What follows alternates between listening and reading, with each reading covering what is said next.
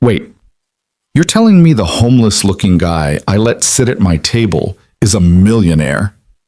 That's exactly what happened to Aria Collins on what should have been the worst Monday of her life. She was about to lose everything, her last shot at a job, her dignity, maybe even the roof over her head.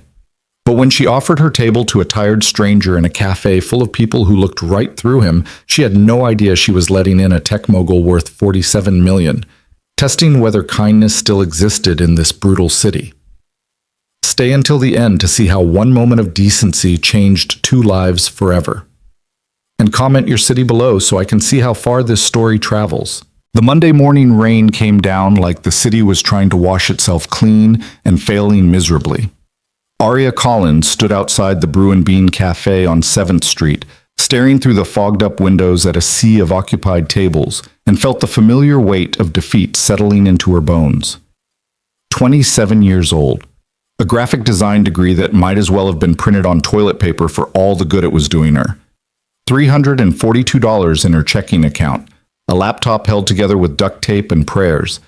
And in exactly 14 minutes, a video interview that represented her last best chance at crawling out of the hole her life had become. She pushed through the door, and the cafe noise hit her like a wall. The hiss of espresso machines, the clatter of ceramic mugs, the overlapping conversations of people who had somewhere to be and the means to get there. The air smelled like burnt coffee and expensive perfume, that particular urban mixture of hustle and desperation. Every single table was taken. Aria's eyes swept the room with practiced efficiency, the kind you develop after months of cafe hopping because you can't afford your own internet. The window seats were occupied by remote workers with dual monitors and noise-canceling headphones, their body language screaming, "Don't even think about it." The communal table in the center was claimed by a group of impossibly young startup guys in Patagonia vests, their MacBooks plastered with company stickers she didn't recognize. The corner booths hosted business meetings, laptops and leather portfolios spread out like territorial markers. And everyone, every single person, had positioned their bags, their jackets, their belongings on the empty chairs beside them like moats around their personal kingdoms. Aria felt the panic starting to rise, that hot tightness in her chest that made it hard to breathe. She pulled out her phone. 11 minutes now. She needed to set up, test her camera, make sure the angle didn't show the water stain on the wall behind her. She needed to look professional, competent, like someone worth hiring. She needed a goddamn table. "Excuse me," she said to a woman near the door, gesturing to the empty chair across from her. "Would you mind if I'm waiting for someone," the woman said without looking up from her phone. Her tone made it clear the conversation was over before it started. Aria moved deeper into the cafe.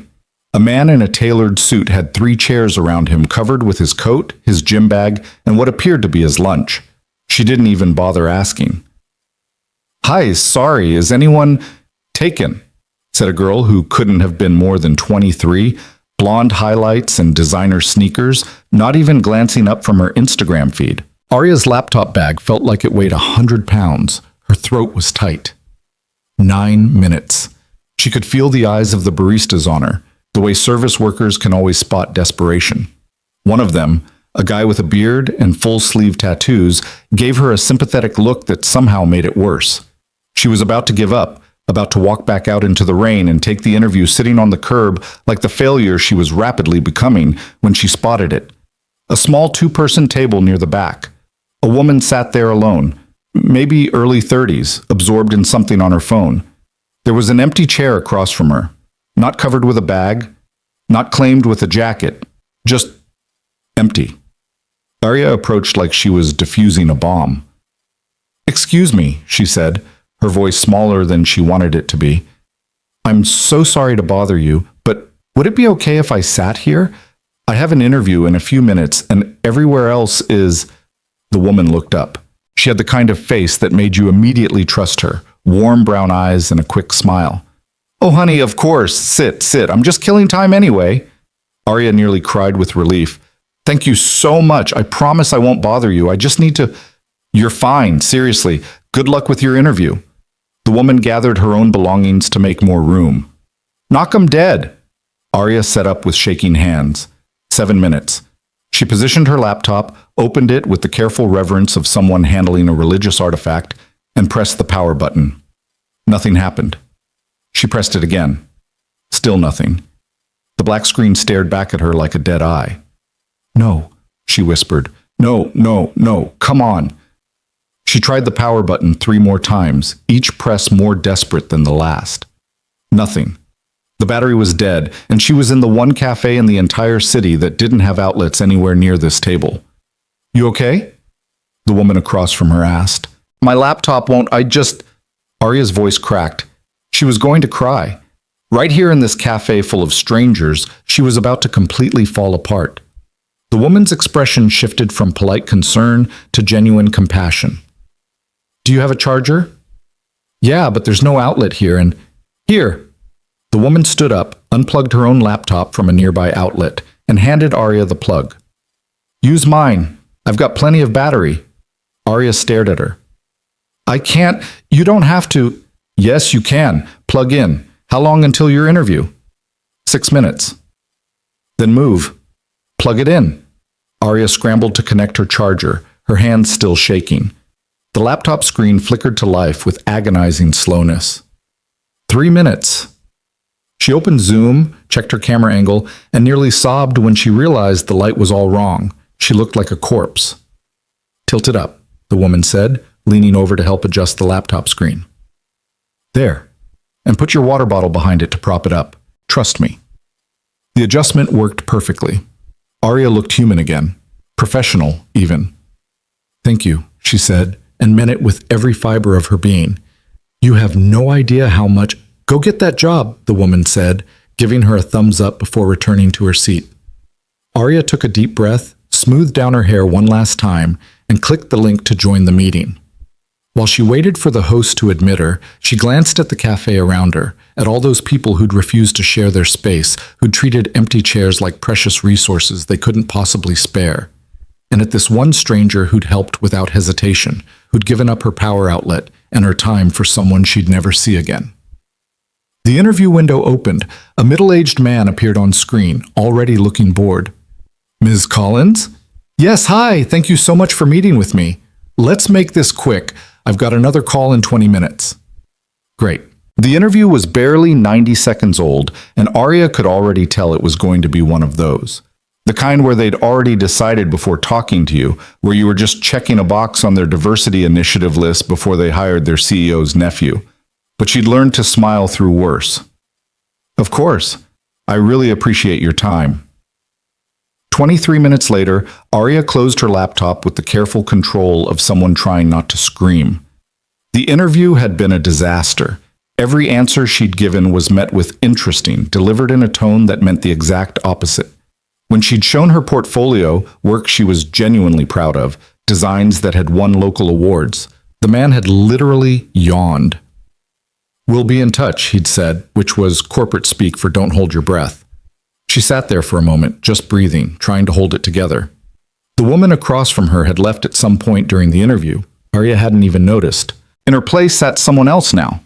A man. Maybe late 30s, though it was hard to tell. He looked tired in a way that went deeper than just lack of sleep. Worn gray jacket that had seen better days, jeans with a frayed hem, scuffed work boots that had mud dried on the sides. His hair was dark and messy, like he'd barely bothered to comb it. He had the kind of face that could have been handsome if he smiled, but right now he just looked hollow. He was staring at his phone with an expression Arya recognized intimately.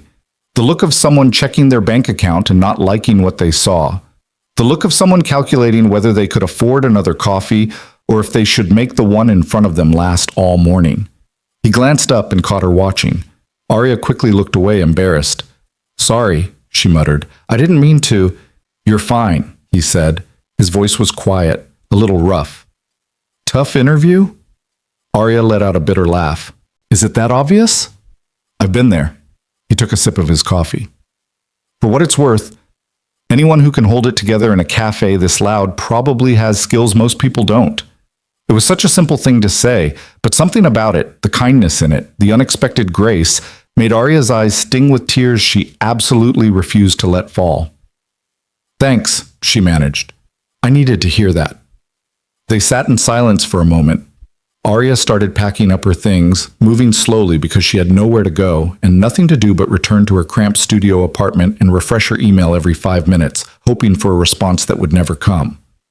"Did you get the job?" the man asked. "No," Arya said. "I mean, technically they haven't told me yet, but no, I could tell." "Their loss? You don't even know me. I know you said thank you to the woman who helped you earlier. I know you didn't get angry when your laptop died. I know you're sitting here doing the work instead of making excuses." He shrugged. "That's more than most people." Arya studied him more carefully now. There was something about him that didn't quite add up. The tired appearance, the worn clothes, but his hands were clean, his posture was good, and when he spoke, there was an intelligence in his eyes that suggested he'd seen more of the world than his appearance implied. "I'm Arya," she said, surprising herself. "Jonah." "Nice to meet you, Jonah. Thanks for the pep talk." "Anytime." He checked his phone again, frowned, and set it face down on the table. "Can I ask you something?" "Sure." "If you had $10 million, like, hypothetically, you woke up tomorrow and it was just in your account, what would you do with it?" Arya blinked. It was such a random question, so out of nowhere that she almost laughed. "That's specific. Humor me." She thought about it, really thought about it, instead of giving him the flippant answer she might have given anyone else. Because there was something in the way he asked that made her think the answer mattered to him. "I'd pay off my mom's medical bills," she said finally. "She had a stroke 2 years ago. She's okay now, mostly, but the debt is crushing her. She works 2 jobs and can barely make the minimum payments, so I'd take care of that first. And then? Then I'd probably do something stupid like try to start a program. Free design classes for kids who can't afford them. I grew up in a neighborhood where the schools didn't have art programs, where the only computers were in the library and you got 30 minutes a day if you were lucky. I learned design from YouTube videos and free trials of software I couldn't afford to buy. If I had that kind of money, I'd want to make sure other kids didn't have to." She stopped, suddenly self-conscious. "Sorry, that probably sounds naive." Jonah was looking at her with an expression she couldn't quite read. "No," he said quietly. "It doesn't sound naive at all." Before Arya could respond, a commotion near the front of the cafe drew her attention. A group of young guys, early 20s, wearing the tech bro uniform of hoodies and expensive sneakers, had just walked in and claimed the communal table. They were loud, entitled, dropping brand names like they were confetti. "So I told the recruiter, if it's not at least $150K, don't even bother sending me the offer," one of them said, loudly enough that half the cafe could hear. "Bro, that's minimum," another one agreed. "You're worth at least $200K with your skills." Arya felt her jaw tighten. These guys, probably fresh out of Stanford or MIT, were talking about salaries she couldn't even imagine. Meanwhile, she'd just bombed an interview for a position that probably paid $45,000 if she was lucky. One of them pulled out a laptop, brand new, top of the line, the kind that cost more than Arya's monthly rent. "Check out this design I did," he said, turning the screen to show his friends. "It's for a meditation app. Pretty sick, right?" Arya could see it from where she sat. It was fine, competent, the kind of clean minimalist design that every tech company was doing these days. Nothing special, nothing that showed real vision or creativity, but his friends were acting like he'd just painted the Sistine Chapel. "Dude, that's amazing. You're going to be a creative director by the time you're 25, I swear." Arya looked down at her laptop, at the portfolio she'd showed in her interview, the designs she'd poured her heart into while working 3 part-time jobs to keep the lights on. Designs that had been dismissed with a yawn by a hiring manager who probably couldn't tell good work from bad if his life depended on it. "You okay?" Jonah asked quietly. She realized her hands were clenched into fists on the table. "Yeah, fine, just it's frustrating sometimes. Watching people who've had every advantage act like they earned it all themselves." "Tell me about it." There was something in his voice, a bitterness that matched her own. The tech bros got louder. One of them was now scrolling through Instagram, pointing out terrible designs and laughing. "Look at this," he said, showing his phone to his friends. "Some wannabe designer trying to get clients on Instagram.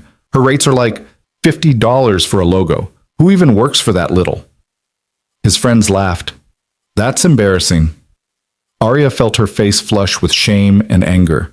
She'd been that person. Hell, she still was that person. Last month, she'd designed a logo for a local bakery for $75 because she needed the money and they needed the work, and it was better than nothing. People who need to eat, she said, not quite under her breath. The tech bro's head turned in her direction. Sorry? Arya's heart started racing, but she met his gaze. I said, people who need to eat work for that little. People who don't have trust funds, or parents paying their rent or job offers waiting for them when they graduate. The guy's face flushed red. His friends looked uncomfortable. For a second, Arya thought he might actually say something back, might actually engage with what she'd said.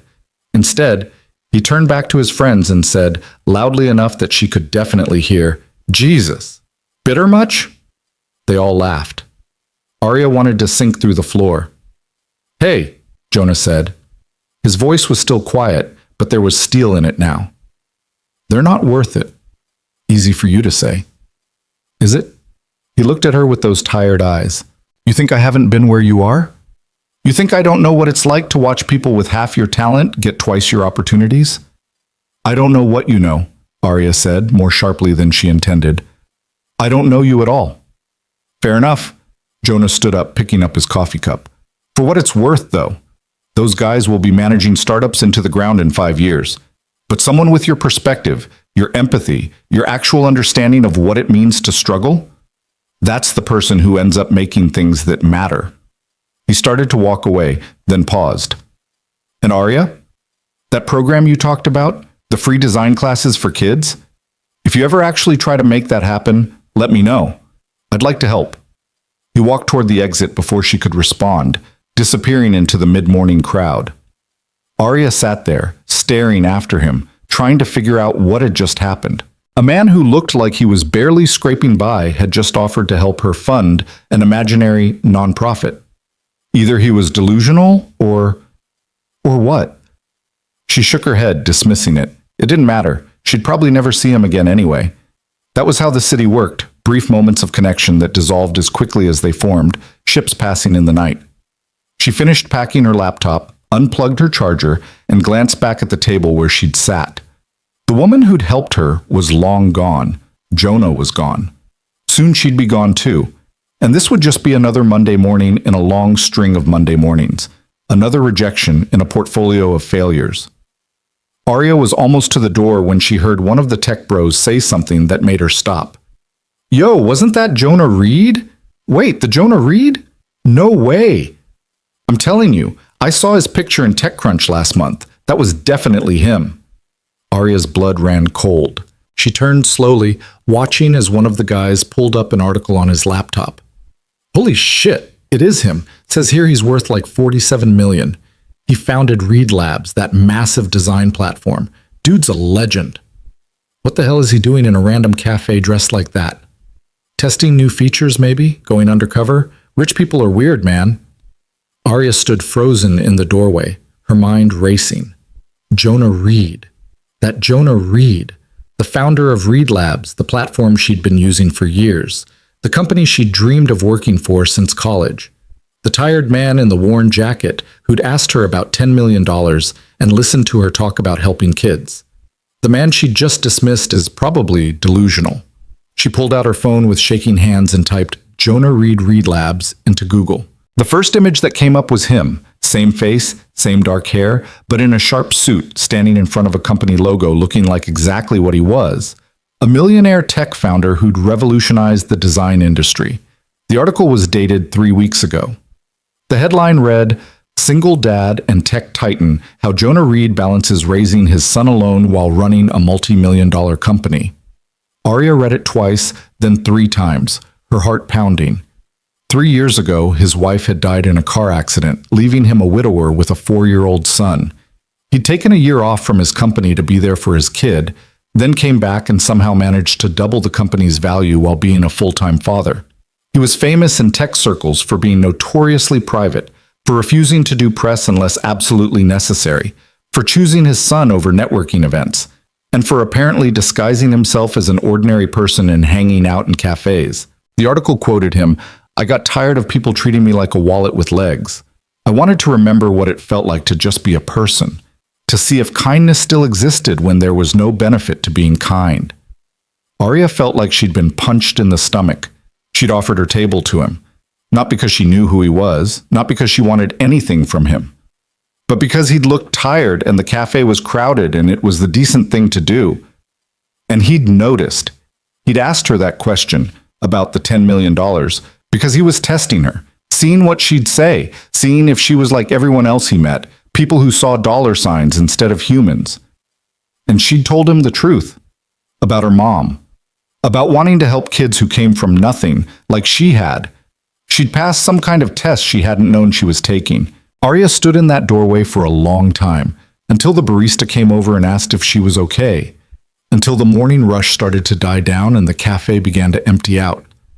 She had no idea what to do with this information.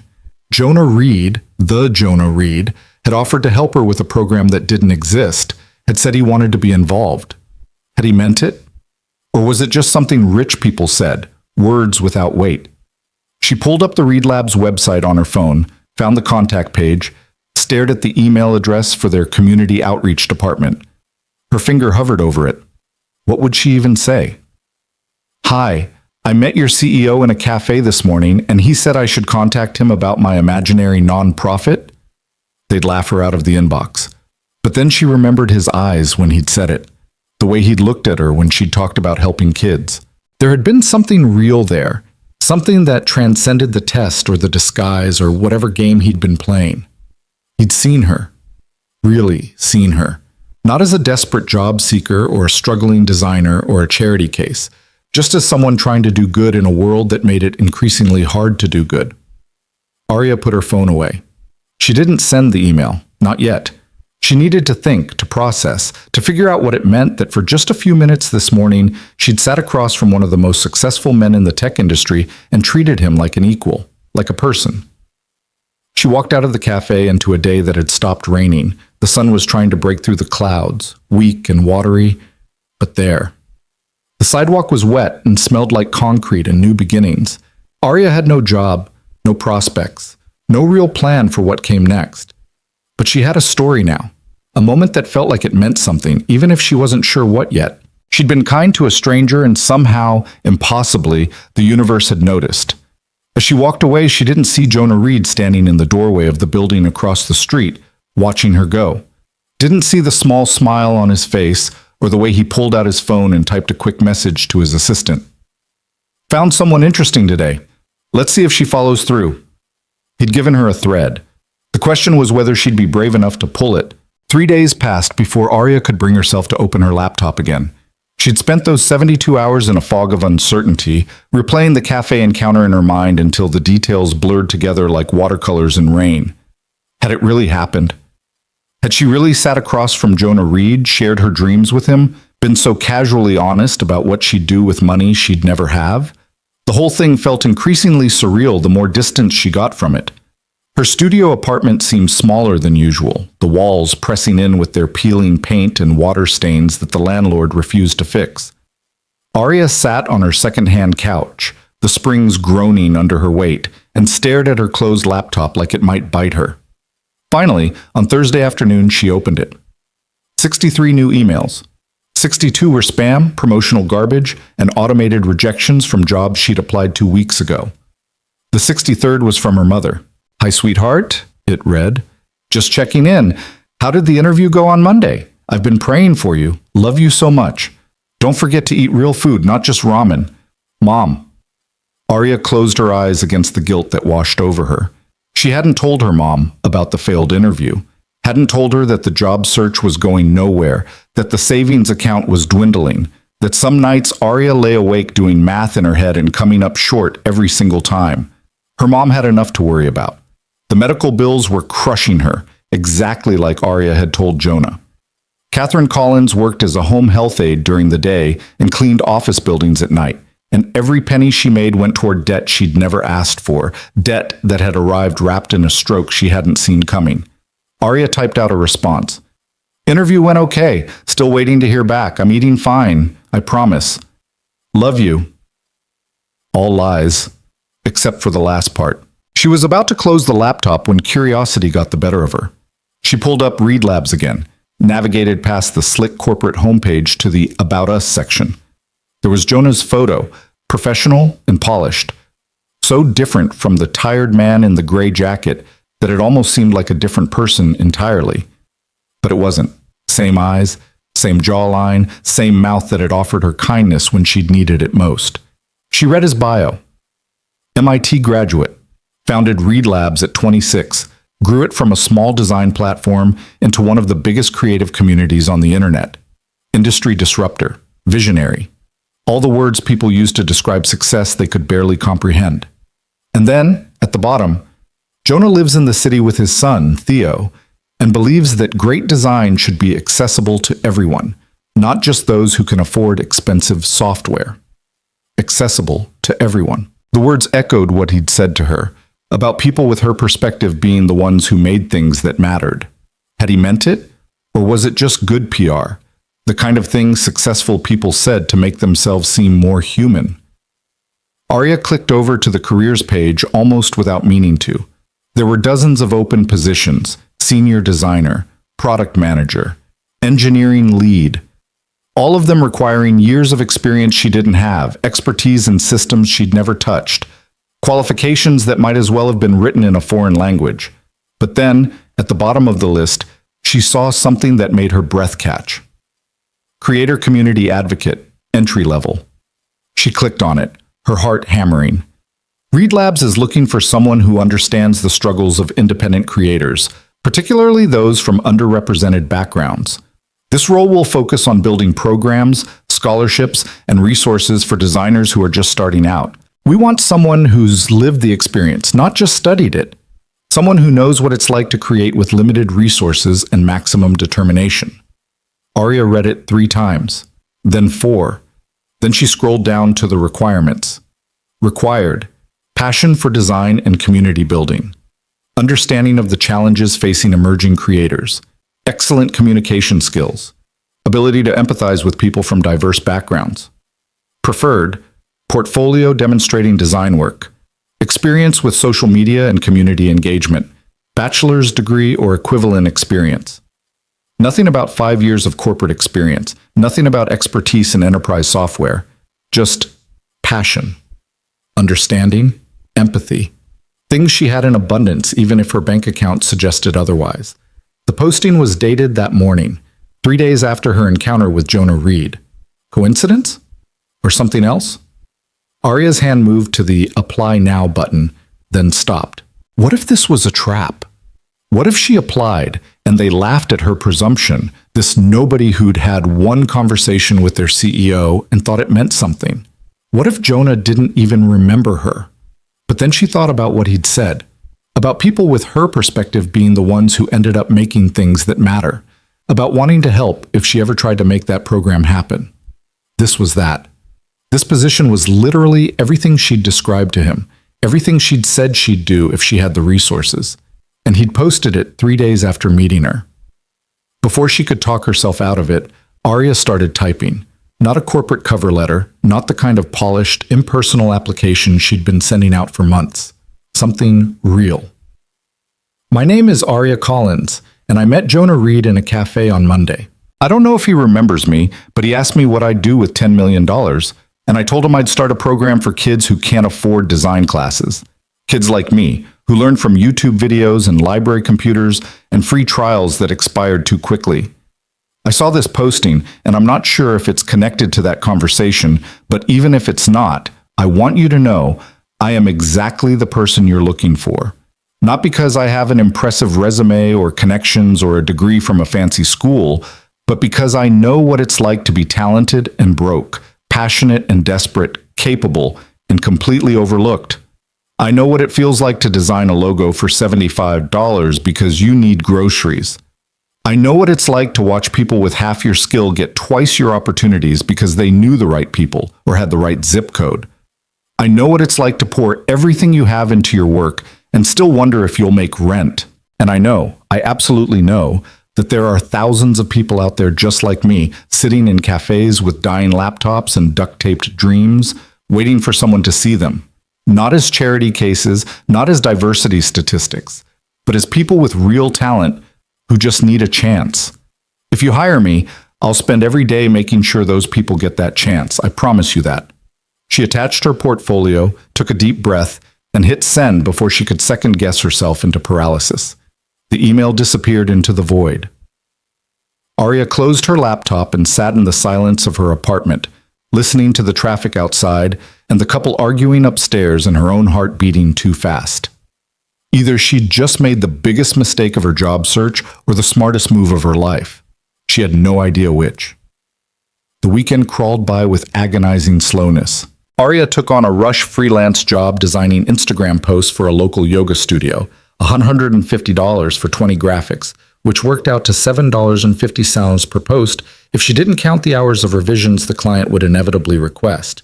She couldn't afford to turn it down.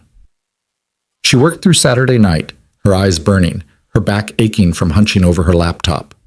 At 2 a.m., she took a break and scrolled through her phone, looking at the social media feeds of designers she admired. People living in nice apartments, working on meaningful projects, talking about their creative journeys like life was a scenic road trip instead of a demolition derby. One of them, a girl named Brielle, who Arya had known in college, had just posted about landing a job at a boutique agency. "Dreams really do come true if you work hard enough," the caption read, accompanied by a photo of Brielle holding a bouquet of flowers in what was clearly a designer office space. Arya remembered Brielle from school, remembered how she'd never had to work during college because her parents paid for everything, remembered how she'd done a summer internship in Paris, unpaid, of course, but who cared when your family owned a vacation home in the Hamptons? Remembered how Brielle had once told Arya, with complete sincerity, that anyone could succeed if they just believed in themselves hard enough. As if belief paid rent, as if confidence covered medical bills, as if positive thinking could replace privilege. Arya closed Instagram and went back to work, finishing the yoga studio graphics as the sun came up Sunday morning. She sent them off, collapsed into bed fully clothed, and slept until 2 p.m. When she woke up, there was an email waiting, from Reed Labs. Arya stared at it for a full minute before she had the courage to open it. Her hands were shaking so badly she almost dropped her phone.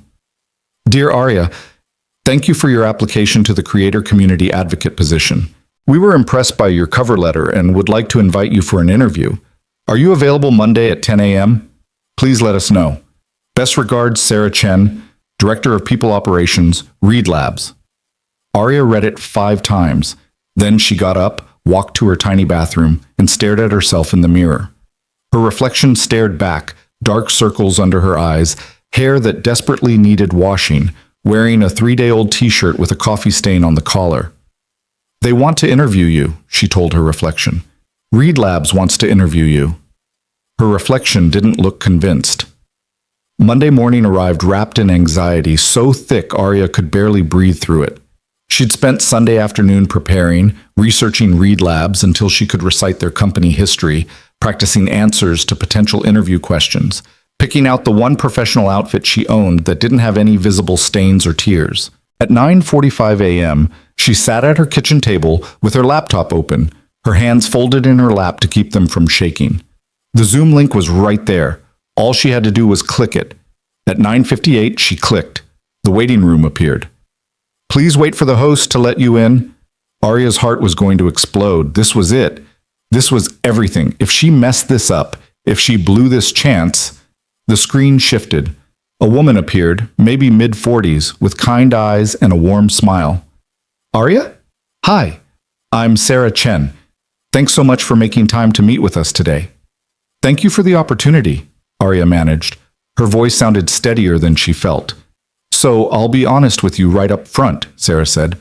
"Your application got flagged for immediate attention.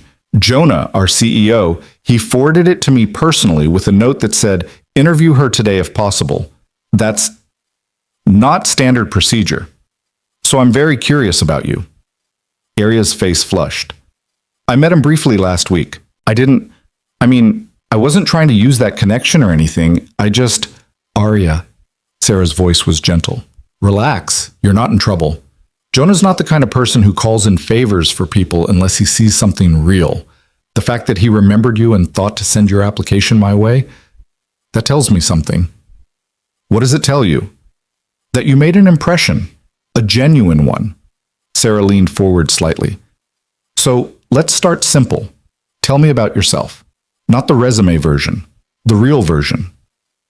Arya took a breath. Then she told her story. Not the sanitized version she usually gave in interviews, but the truth. Growing up in a neighborhood where art classes were a luxury no one could afford, learning design from borrowed library books and pirated software she wasn't proud of using but couldn't afford not to, working 3 jobs through college, sleeping 4 hours a night, graduating with honors and $30,000 in debt. She told Sarah about the endless job applications that went nowhere, the interviews where she could feel them judging her cheap laptop and bargain store clothes, the clients who tried to pay her in exposure, the ones who did pay but demanded endless revisions for poverty wages. The slow, grinding realization that talent wasn't enough, that in this industry, who you knew mattered more than what you could do. And then last Monday, Arya said, I had this interview that went terribly. I was sitting in a cafe afterward, feeling pretty hopeless, and this man sat down at my table. He looked tired. He looked like maybe life had kicked him around too, and he asked me what I'd do with $10 million. What did you tell him? The truth, that I'd pay my mom's medical bills and start a program for kids like me, kids who have the talent but not the access. Arya met Sarah's eyes through the screen. I didn't know who he was at the time. I found out later. But even if I'd known, my answer would have been the same. Sarah nodded slowly. Jonah mentioned that. He said you were the first person in years who didn't immediately start talking about real estate and luxury cars. I don't care about those things. What do you care about? Making sure the next kid like me doesn't have to fight as hard as I did. Making sure talent gets recognized regardless of where it comes from. Arya's voice strengthened. I care about building a community that actually supports its members instead of just using them for content. I care about creating resources that people can actually afford. I care about... She stopped, suddenly self-conscious.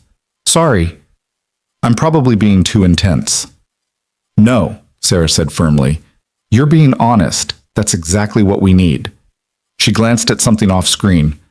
Arya, I'm going to be straight with you. This position, it's brand new. We're creating it specifically because Jonah thinks Reed Labs has become too corporate, too disconnected from the actual creators we're supposed to serve. He wants someone who can build bridges, who can call us out when we're being elitist or exclusive, who can help us remember why we started this company in the first place. That sounds incredible. It also sounds incredibly difficult. You'd be challenging people more senior than you. You'd be advocating for unpopular positions. You'd be the voice in the room saying, wait, have we considered how this affects people who are struggling when everyone else is focused on profit margins and growth metrics? Sarah paused. Not everyone's going to like you for it. I'm used to people not liking me. Are you used to people actively working against you? Arya thought about Brielle, about the tech bros in the cafe, about every hiring manager who'd looked at her cheap clothes and assumed she wasn't worth their time. Yes, she said quietly. I'm used to that too. Sarah studied her for a long moment. Okay, I'm going to do something a little unusual here. Normally we'd have you do multiple interviews, meet the whole team, go through our standard process. But Jonah asked me to skip all that if I thought you were the right fit. He said time matters here, that every day we wait is another day someone like you is struggling because we're not doing our job. Arya's heart stopped. What are you saying? I'm saying the job is yours if you want it. $65,000 a year, full benefits, remote work with optional office days, and a budget to start building the programs you described. You'd report directly to me, but you'd work closely with Jonah on strategy and vision. Sarah smiled. So what do you say? Want to help us do better? Arya couldn't speak. Her throat had closed up entirely. $65,000. Benefits. The ability to actually build the thing she'd only dreamed about. She managed. Yes, absolutely yes. Great. I'll send over the paperwork this afternoon. Can you start in 2 weeks? I can start tomorrow. Sarah laughed. 2 weeks is fine. Use the time to wrap up any current projects. Give yourself a breather. This job is going to be demanding. You should take the rest while you can get it. She paused. Welcome to Read Labs, Arya. I think you're going to do amazing things here. The call ended. Arya sat frozen at her kitchen table, staring at the blank screen, trying to process what had just happened. She had a job, a real job, at Read Labs, doing exactly the work she'd dreamed of doing. And then she burst into tears. They were good tears, relief and joy, and the sudden release of months of tension she hadn't fully realized she'd been carrying. She cried until her chest hurt, until her face was blotchy and her nose was running, until the fear and desperation of the past year finally had somewhere to go. When she could breathe again, she called her mother. "Hi, honey," Catherine answered on the second ring. "How are you?" "Mom," Arya said, her voice still thick. "I got a job. A good one. A really good one." There was a pause. Then, "Oh, sweetheart. Oh, Arya, that's wonderful. Tell me everything." So she did. Not about meeting Jonah, not yet, that was still too strange to explain. But about the position, the salary, the chance to build something meaningful, about how she could finally breathe, finally plan more than a week ahead, finally stop waking up in the middle of the night doing impossible math. "I'm so proud of you," Catherine said, and Arya could hear the tears in her voice. "You worked so hard for this. You deserve every bit of it." "I'm going to help you, Mom, with the bills. I know $65,000 isn't enough to pay them all off, but I can start making real payments. I can—" "Arya Nicole Collins, you listen to me." Her mother's voice turned fierce. "You are not using your money to pay my debts. You're going to save it. You're going to build yourself a life. You're going to finally stop just surviving and start living. Do you hear me?" "But Mom," "No, I mean it. I'm managing fine. I don't want you spending the best years of your life cleaning up my mess." "It's not your mess. You had a stroke. That's not—" "We'll talk about this later. Right now, I just want you to celebrate. You did this, honey, all by yourself. You should be proud." They talked for another hour, Arya's mother asking questions about the company, the position, what her days would look like. When they finally hung up, Arya felt lighter than she had in months, like gravity had temporarily lost its hold. She spent the rest of the day in a daze, responding to Sarah's email, filling out paperwork, staring at the employment contract that made it all official. She was going to be a creator community advocate at Read Labs. She was going to have business cards, an email signature, a title that meant something. That evening, she went back to the Brew and Bean Café. She didn't know why exactly, just that it felt important, like closing some kind of circle. The cafe was quieter than it had been on Monday. The dinner crowd not yet arrived. Arya ordered a coffee she could actually afford now and sat at a small table near the window, watching people pass by on the street outside. She was about to leave when she heard a familiar voice behind her. "Mind if I join you?" Arya turned. Jonah Reed stood there, but different than before. He still wore casual clothes, jeans and a dark sweater, but he carried himself differently now, less tired, more present, like he'd dropped whatever mask he'd been wearing the first time. "Sure," Arya said, her heart suddenly racing. "There's room for decent people." He smiled at that, a real smile that reached his eyes. "I heard you got the job. Congratulations." "You heard? Or you made it happen?" "Sarah makes her own decisions. I just flagged your application for attention." "Why?" Arya asked. The question came out more direct than she'd intended. "You barely know me. We talked for like 20 minutes. Jonah sat down across from her, his hands wrapped around his own coffee cup. "Can I tell you a story?" "Okay." 3 years ago, my wife died. Car accident. We'd been married for 8 years, together for 12. She was my best friend, my partner, the person who understood me better than I understood myself. His voice was steady, but Arya could hear the grief underneath it. When she died, I found out real fast who my real friends were. Most of them weren't. "I'm sorry." "Me too." He took a sip of coffee. "But what killed me wasn't the grief. I mean, that was awful, but I expected that. What I didn't expect was how people changed around me. Suddenly, I wasn't Jonah anymore. I was the widower, or the single dad, or worse, the rich guy who could fund their startup. Everyone wanted something. Everyone had an angle. Arya stayed quiet, letting him talk. So I started doing this thing where I'd dress down, go to random cafes, just be nobody. See if anyone would still treat me like a person. Most people wouldn't. They'd see the worn jacket, the scuffed shoes, and suddenly I wasn't worth their time. He looked at her directly. But you did. You shared your table. You were kind. And when I asked you that question about the money, you gave me the most honest answer I've heard in years. I didn't know who you were. Exactly. That's why it mattered. Jonah leaned forward slightly. Arya, I meet dozens of people every week who tell me what I want to hear, who pitch me their ideas, their dreams, their visions for success. And 99% of them are full of shit. They're performing, trying to impress me. But you? You just told me the truth. And the truth was that you wanted to help people. That's not that special. You'd be surprised how special it is. He paused. I created that position for you. The day after we met, I called Sarah and told her I wanted to build a community advocacy role, someone who could help us stay connected to the creators we serve. She asked if I had anyone in mind. I said, not yet, but I'd know them when I saw them. And then I applied. And then you applied, with a cover letter that was so brutally honest I had to read it twice to make sure it was real. He smiled. You want to know what sealed it for me? That line about being talented and broke, passionate and desperate. Most people would never admit to the desperate part. They'd spin it as determination or hustle or some other bullshit. But you just said it. I'm desperate. I need this. I'm drowning, and I need help. I probably shouldn't have been that honest. That honesty is exactly what we need. Jonah's expression turned serious.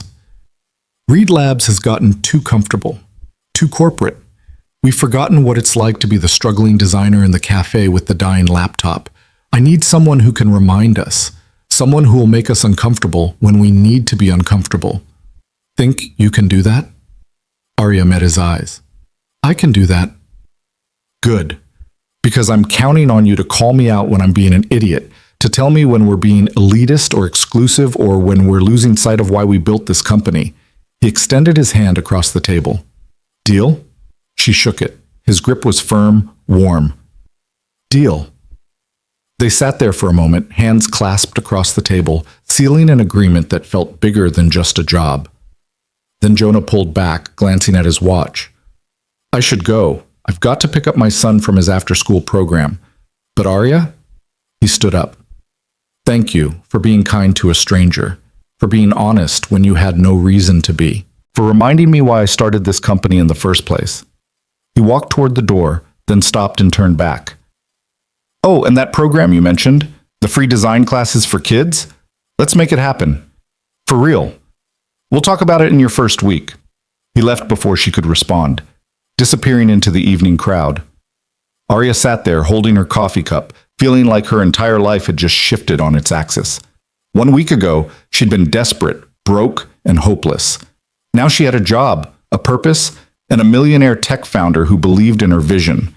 All because she'd offered her table to a tired stranger in a crowded cafe. Arya finished her coffee slowly, savoring it, watching the city move past the windows. Somewhere out there, other people were sitting in cafes with dying laptops, wondering if they'd ever catch a break, wondering if anyone saw them, if anyone cared, if their talent would ever be enough. She was going to find those people. She was going to help them. Not because it would make her look good, or because it was good PR, but because she remembered exactly how it felt to be invisible, to be overlooked, to be brilliant and broke, and desperate for someone to just give you a chance. The cafe was emptying out now, the evening shift winding down. Arya packed up her things, left a generous tip for the barista, and walked out into a city that suddenly felt full of possibility instead of obstacles. 2 weeks until her first day at Reed Labs. 2 weeks to prepare for the job she'd been born to do, even if she hadn't known it until now. She walked home through streets that smelled like rain and new beginnings, past windows lit up with lives she'd never know, under a sky that was just starting to show stars. And for the first time in longer than she could remember, Arya Collins let herself believe that maybe, just maybe, things were going to be okay. Better than okay. They were going to be extraordinary. The 2 weeks before Arya's start date moved with the strange elasticity of time, when something monumental waits on the horizon.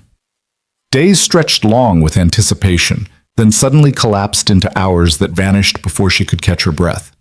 She spent them wrapping up her freelance projects, explaining to confused clients that she was taking a full-time position and trying not to count down the hours like a kid waiting for Christmas morning. On her last Friday as a freelancer, she walked to the bank and deposited the final payment from the yoga studio, $150 that had taken her 40 hours to earn. The teller processed the transaction with the same bored efficiency as always, completely unaware that this was the last time Arya would deposit poverty wages into an account that never seemed to grow no matter how hard she worked. Starting Monday, she'd have a salary. Benefits. A 401k that actually meant something. The thought made her dizzy. That weekend, she allowed herself one small indulgence. She went to a department store, not the thrift shop she usually haunted, but an actual department store with fluorescent lights and price tags that didn't require intense calculation, and bought 2 new shirts for work. Nothing extravagant, just clean button-downs in colors that didn't scream desperation. The total came to $78, and for the first time in her adult life, Arya paid without mentally subtracting it from her grocery budget. Sunday night, she couldn't sleep. She lay in bed staring at the ceiling, watching car headlights sweep across the water-stained plaster, wondering if she was ready for this. What if she failed? What if she got there and realized she was in over her head, that Jonah had made a mistake, that she wasn't actually qualified to do any of this? At 3 a.m., her phone buzzed, a text from an unknown number. Can't sleep either? First days are terrifying. You're going to be great. See you tomorrow. Jonah. Arya stared at the message for a full minute before typing back. How did you get my number? Sarah gave it to me. Hope that's okay. Probably should have asked first. It's okay. Thanks for the pep talk. Anytime. Also, fair warning, I'm bringing Theo to the office tomorrow. He wanted to meet Dad's new friend. Hope you're okay with 7-year-olds who ask approximately 400 questions per hour. Arya smiled in the darkness. I think I can handle it. Famous last words. Get some sleep, Arya. Tomorrow's going to be good. She did sleep after that, finally, her anxiety eased by the knowledge that even millionaire CEOs got nervous before important days. When her alarm went off at 6 a.m., she felt almost ready. The Reed Labs office was downtown, a converted warehouse with exposed brick walls and floor-to-ceiling windows that let in cascades of morning light. Arya arrived at 8:45, 15 minutes early, her new shirts pressed and her portfolio bag clutched against her chest like armor. The lobby was sleek but welcoming, all clean lines and warm wood tones. A receptionist with purple hair and a genuine smile greeted her immediately. You must be Arya. We've been expecting you. I'm Maya. Welcome to Reed Labs. She came around the desk to shake Arya's hand. Sarah's just finishing up a call, but she asked me to get you set up with your badge and show you around. Sound good? Sounds great. Arya tried to match Maya's energy, her enthusiasm, even though her hands were shaking. Maya handed her a badge on a lanyard, white with the Reed Labs logo and her name printed underneath. Arya Collins, Creator Community Advocate. Seeing it in print made it real in a way nothing else had. Okay, so quick tour, Maya said, leading her through a security door into the main office space. Kitchen's on the left, coffee's free, obviously, and we stock the fridge with lunch stuff on Wednesdays. Conference rooms are down that hall, but most people just grab the collaboration spaces if they need to meet. Your desk is over here. They wove through an open floor plan that managed to feel spacious despite being full of people. Designers hunched over tablets, developers typed rapidly with headphones on, small groups clustered around whiteboards covered in sketches and diagrams. The energy was focused but not frantic, purposeful without being oppressive. Here you go, Maya said, stopping at a desk near the windows. Jonah specifically requested you get one with natural light. Said something about how creative people need sunlight. Anyway, your computer's all set up, login info is in that envelope, and if you need anything at all, just message me. I'm in the company Slack as @MayasMagic. Arya set down her bag and stared at the setup. A new laptop, not the cheap model, but the same high-end machine she'd seen other designers using. A second monitor. A comfortable chair that probably cost more than her couch. A small plant in a ceramic pot with a note attached. Welcome to the team. Sarah. This is really mine? She asked. Maya laughed. Yeah, it's really yours. Oh, and heads up, Jonah usually does welcome coffee with new hires around 10. He'll probably swing by then. Until then, Sarah wanted you to start with the onboarding modules. But honestly, take your time settling in. First days are overwhelming enough without rushing through paperwork. She left with a wave, and Arya sat down in her new chair at her new desk in her new job, trying to process that this was actually happening. Around her, the office hummed with activity. People passed by, some offering friendly nods or quick welcome aboard greetings. No one looked at her like she didn't belong. No one seemed surprised to see her there. She was just another person with a desk and a purpose. The feeling was intoxicating. Arya spent the next hour setting up her workspace, going through the onboarding modules, reading through the company handbook. Reed Labs had generous vacation policies, comprehensive health insurance, and a whole section on work-life balance that actually seemed sincere. There were employee resource groups, professional development budgets, and a stated commitment to diversity that appeared to be more than just PR speak. At 9:58, Sarah appeared at her desk, immaculate in a navy blazer and carrying 2 coffee cups. Morning, how are you feeling? Honestly, terrified and excited in equal measure. Perfect. That's exactly the right ratio for a first day. Sarah handed her one of the coffees. Vanilla latte, right? I remembered from our video call. The fact that Sarah had noticed, had remembered, made Arya's throat tight. Thank you for all of this. Thank Jonah. He's the one who insisted we move fast on your hire. Sarah perched on the edge of Arya's desk. So here's the plan for today. We're going to keep it light. No pressure, no expectations. I want you to spend time just observing, getting a feel for the company culture. Sit in on some meetings if you want, or just walk around and introduce yourself to people. Your real work starts next week. What exactly is my real work? Arya asked. I mean, I know the job description, but day to day, what does that look like? Sarah's expression turned serious. Honestly, we're still figuring that out. This position is brand new, which means you have a lot of latitude to define it. But broadly speaking, Jonah wants you to be the voice of creators who are struggling to break in. You'll be developing programs, building resources, advocating for changes to our platform that make it more accessible. You'll also be identifying talented designers who might not have traditional portfolios or credentials, people who are getting overlooked by the industry. That's a lot. It is, but you're not doing it alone. You'll have a team. We're hiring 2 more people to work under you in the next month. And you have direct access to Jonah, which around here is basically like having a golden ticket. If you need resources, if you hit a roadblock, if someone's being difficult, you go to him and he makes it happen. Before Arya could respond, a small voice piped up behind them. Is that her? Is that Dad's Café lady? Arya turned to find a little boy staring at her with enormous brown eyes full of curiosity. He was maybe 7 years old, wearing a Star Wars t-shirt and light-up sneakers, holding what appeared to be a half-finished waffle. Jonah stood behind him, one hand on his son's shoulder, looking both proud and slightly apologetic. Theo, we talked about the interrogation thing, Jonah said. You said I could meet her.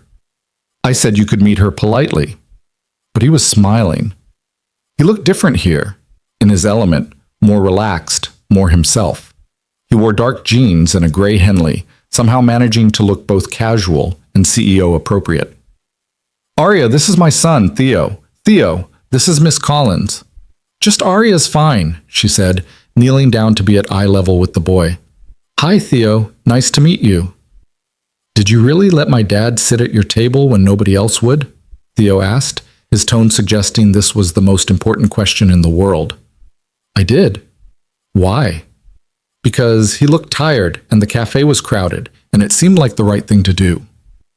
Theo considered this with the gravity of a judge deliberating a verdict. Then he smiled, revealing a gap where he'd lost a front tooth. Dad said you're going to help people like you helped him. People who are sad and need jobs. Not just jobs, Arya corrected gently. I'm going to help people who are really good at creating things, like drawing and designing, but who haven't had the chances they deserve. Does that make sense? Like Miss Rachel at my school. She's really good at art, but she works at a grocery store because art doesn't pay money. Theo said this with the matter-of-fact authority of a child repeating adult conversations he doesn't fully understand. Exactly like Miss Rachel, Arya said, her heart breaking a little. That's who I want to help. Theo nodded solemnly, then turned to his father. I like her. She can stay. Jonah laughed, a real laugh that transformed his whole face. I'm so glad we have your approval. Now, buddy, you need to finish your breakfast in the kitchen, okay? Let the adults talk for a minute. Can I come back after? We'll see. Theo ran off, his light-up shoes flashing with each step. Sarah excused herself, leaving Arya and Jonah alone in the suddenly quiet space between desks. Sorry about that, Jonah said. He's been excited to meet you all weekend. I might have talked about you more than I should have. It's sweet. Arya stood up, brushing off her knees. He seems like a great kid. He is. He's the reason I do all this. Jonah gestured vaguely at the office around them. After my wife died, I realized I didn't want to build a company just to build a company. I wanted to build something that would make Theo proud when he's old enough to understand what it means. Something that actually helps people instead of just extracting value from them. That's what you're doing. Trying to. But I've realized I can't do it alone. I've gotten too far removed from what it's actually like out there for people starting out. That's where you come in. He met her eyes. I need you to keep me honest, Arya. To tell me when we're failing people. To push back when I'm making decisions from an ivory tower. Can you do that? Even if it makes you uncomfortable? Especially if it makes me uncomfortable. That's the whole point. Then yes, Arya said. I can do that. Jonah smiled, the same genuine smile from the cafe, the one that made him look younger and less burdened. Good. Now, I know Sarah said to take it easy today, but I was hoping you'd sit in on a product meeting at 11. I want you to see how decisions get made around here. Start thinking about where you might push back or suggest changes. No pressure to say anything, just observe. I'd like that. Great. Conference room B. I'll see you there. He started to walk away, then paused. And Arya, I'm really glad you're here. The product meeting started at 11:03, which Arya learned was considered on time in tech culture. The conference room was full of people, product managers, designers, developers, marketing folks, all settling into chairs with laptops and coffee cups. Jonah sat at the head of the table. He'd shifted into CEO mode, his posture more formal, his expression focused. Arya took a seat near the back, trying to make herself invisible. Okay, Jonah said, pulling up a presentation on the screen. We're here to discuss the new pro-tier pricing structure. Marketing wants to introduce a premium subscription level at $49 per month. Let's talk about it. A woman in a crisp blazer, her name tag said Jennifer, VP of Marketing, launched into a presentation. The premium tier would include advanced features, priority support, and exclusive templates. Market research suggested they could capture significant revenue from professional designers willing to pay for premium access. The numbers were impressive. Projected annual revenue increase of $8.7 million, increased platform engagement, better retention rates among high-value users. Everyone around the table nodded along. This was clearly a done deal, just going through the motions of a meeting to make it official. Arya felt something twist in her gut. She raised her hand. The room went quiet. Jennifer stopped mid-sentence. Everyone turned to look at the new girl in the back, who apparently didn't understand that you didn't interrupt the VP of Marketing. Yes, Jennifer said, her tone suggesting this better be good. Arya's heart hammered, but she kept her voice steady. I'm sorry, I know I'm new here, but I have a question about the pricing. Go ahead, Jonah said. His expression was neutral, but there was something in his eyes. Anticipation, maybe. Like he'd been waiting for this. The features you're moving to the premium tier, the advanced layer controls, the professional export options, the expanded color palette tools. Those are things professional designers need to do their jobs, right? Correct, Jennifer said. That's why we're confident pros will pay for them. But what about designers who are trying to become professionals? People who are building their portfolios, who are taking on their first paid clients, who need those tools to do professional quality work, but can't afford $49 a month on top of their existing subscriptions. Jennifer's smile tightened. Those users can continue using the free tier or the standard subscription at $19 per month, which doesn't include the professional tools. So basically, you're saying that if you can't already afford professional tools, you can't access professional features, which means you can't produce professional work, which means you can't charge professional rates, which means you can't afford professional tools. Arya heard herself talking faster, her voice rising slightly. It's a circular trap. You're locking out the exact people who need help the most. The room was dead silent now. Jennifer's face had gone rigid. A few people were typing rapidly on their laptops, probably slacking each other about the new girl's audacity. That's an interesting perspective, Jennifer said in a tone that meant the opposite. But from a business standpoint, Jonah interrupted quietly, Arya's right. Jennifer turned to him, clearly surprised. Jonah, we've been over the numbers. The numbers look great if we're only thinking about short-term revenue. But what's our mission statement, Jennifer? To democratize design and empower creators. And are we empowering creators by putting professional tools behind a paywall most struggling designers can't afford? Jennifer opened her mouth, closed it, opened it again. We still need to be profitable. Agreed. So let's find another way. Jonah leaned forward, his CEO persona fully engaged now. Here's what we're going to do. Keep the premium tier, but move the professional features back to the standard $19 level. The premium tier focuses on convenience features, extra storage, priority rendering, advanced collaboration tools, things that are nice to have, but not essential for producing quality work. That's going to cut our projected revenue in half, Jennifer protested. Maybe, or maybe it's going to build the kind of loyalty and word of mouth that brings in more users overall. Maybe we'll be known as the platform that doesn't gatekeep talent behind money. He glanced at Arya. What do you think? Would that work better? Arya felt every eye in the room on her. Yes, she said. That would work much better. And if you want to increase revenue, maybe look at the enterprise tier for companies and agencies. They have budgets. Charge them more. But don't make individual creators choose between paying rent and accessing the tools they need to build careers. Jonah smiled. There you go. Jennifer, can you rework the proposal with those changes? Jennifer looked like she wanted to argue, but she just nodded tightly. I'll have something by end of week. Great. Thanks, everyone. The meeting broke up. People filed out, several casting curious or annoyed glances at Arya. She stayed seated, suddenly exhausted, wondering if she'd just made a terrible mistake on her first day. Jonah waited until the room had cleared, then closed the door and sat down across from her.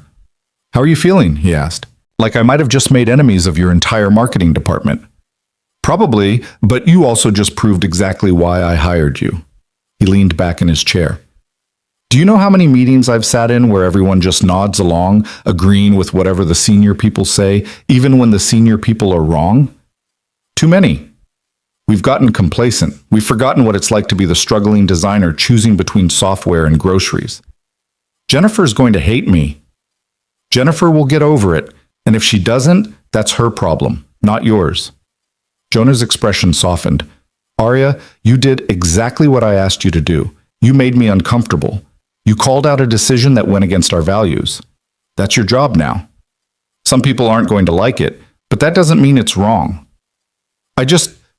I remember what it was like, needing those tools and not being able to afford them, having to choose between a software subscription and my phone bill. I don't want other people to have to make those choices. And now you're in a position to actually change that. He stood up. Come on, let me show you something. Jonah led her through the office to a smaller conference room tucked away in a corner. Inside, the walls were covered with printouts, photos, screenshots, testimonials from Read Labs users. Hundreds of them, maybe thousands, arranged in a collage that covered every available surface. This is my reminder, Jonah said. Every single one of these is a creator who wrote to us about how Read Labs changed their life, how they got their first client, landed their first job, finally saw themselves as real designers. I come here when I need to remember why we do this. Arya walked along the walls, reading the stories. A single mother in Ohio who'd built a freelance career from her kitchen table, a teenager in rural Montana who'd gotten into design school on the strength of her Reed Labs portfolio. A middle-aged man who'd switched careers after 20 years in retail, using free tutorials and affordable software to reinvent himself. These are the people we serve, Jonah said. Not the ones who can drop $49 a month without thinking about it. These are the people who count every dollar, who fight for every opportunity, who have talent and drive but not privilege. This is who you're here to protect. Arya touched one of the photos. A young woman holding a laptop, grinning at the camera, caption reading, "Got my first design job today. Thank you, Reed Labs, for making this possible." "I want to fill this room," she said quietly. "I want so many success stories that we need a bigger wall." "Then let's do it." Jonah moved toward the door. "You've got 2 weeks to settle in, meet the team, learn our systems. Then I want you to come back to me with a proposal. What programs do we need? What resources are missing? What are we doing wrong? And how do we fix it? No holding back. I want your full vision. What if it's expensive? Then it's expensive. Arya, I didn't build this company to hoard money. I built it to make a difference. If your vision requires resources, we'll find them." He paused at the doorway. "Oh, and about Jennifer, don't worry too much. She's ambitious and protective of her territory, but she's not unreasonable. Give her some time to cool down. Maybe grab coffee with her next week, explain where you're coming from. You might be surprised." After Jonah left, Arya stayed in the room for a while longer, reading the stories on the walls. Each one was a life changed, a dream realized, a person who'd been given a chance when others had overlooked them. This was her job now, not just a paycheck or a title, but a genuine opportunity to help people like these, people like her. The weight of it was enormous. The possibility of it was intoxicating. She pulled out her phone and took a photo of the wall, wanting to remember this moment. Then she headed back to her desk, where a small crowd had gathered, colleagues introducing themselves, welcoming her to the team, asking about her background. Maya appeared with a cupcake, a tradition apparently for new hires. "You survived your first meeting," she said with a grin, "and from what I hear, you made quite the impression." "Is that good or bad?" "Good. Definitely good. We need more people willing to push back around here." Maya lowered her voice. "Between you and me, that premium tier pricing has been bothering a lot of us. We just didn't know how to say it without sounding like we were against making money." "You're not against making money. You're against making money at the expense of your mission." "Exactly. See? You already get it." Maya handed her the cupcake, chocolate with vanilla frosting. "Welcome to Reed Labs, Arya. I think you're going to fit in just fine." The rest of the day passed in a blur of introductions, orientations, and information overload. By 5 p.m., Arya's brain felt like it had been through a marathon. She was packing up her things when Theo appeared at her desk again, his father trailing behind him looking tired but content. "Miss Arya," Theo said formally, "Dad says you had a good first day." "I think I did." "Did you help people?" "I tried to." "Then it was a good day." Theo considered this settled fact, then added, "We're going for pizza. Do you want to come?" Arya glanced at Jonah, who shrugged. "No pressure, but Theo's right. We are getting pizza, and you're welcome to join if you want. Fair warning, though, he's going to ask you approximately 400 questions." "I told you it would be 400, Theo said triumphantly. Arya laughed, surprising herself with how natural it felt. "You know what? Pizza sounds perfect." They walked to a small place 3 blocks from the office, the kind of neighborhood joint with checkered tablecloths and a menu that hadn't changed in 20 years. Theo chattered the entire way, asking Arya about her favorite color, her favorite animal, whether she liked Star Wars, and if she thought dinosaurs could come back if scientists tried really hard. Inside, they grabbed a boot. Jonah ordered a large pepperoni pizza and 3 sodas without consulting the menu. "So?" he said once they were settled. "Honest feedback. How was today, really?" "Overwhelming, exciting, terrifying, all of it at once." Arya took a sip of her soda. "I keep waiting to wake up and find out this is all some elaborate dream." "It's real. You're stuck with us now." "Did you mean what you said? About giving me 2 weeks and then letting me propose whatever I want?" "Completely. I want your unfiltered vision, Arya. Not what you think I want to hear, not some watered-down version that you think will be easier to approve. I want you to tell me what would actually make a difference. Arya thought about the stories on the wall, about the designers choosing between tools and rent, about her own years of struggling in silence.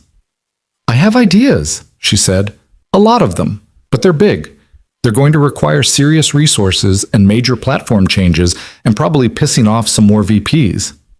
Good. Big problems need big solutions. Theo tugged on his father's sleeve.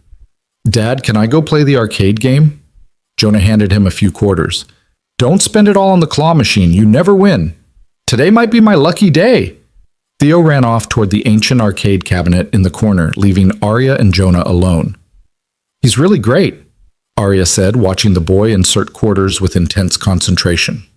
You're doing an amazing job with him. Most days I feel like I'm barely hanging on. Jonah's voice was quiet, honest. Being a single parent is the hardest thing I've ever done. Harder than starting a company, harder than raising capital, harder than anything.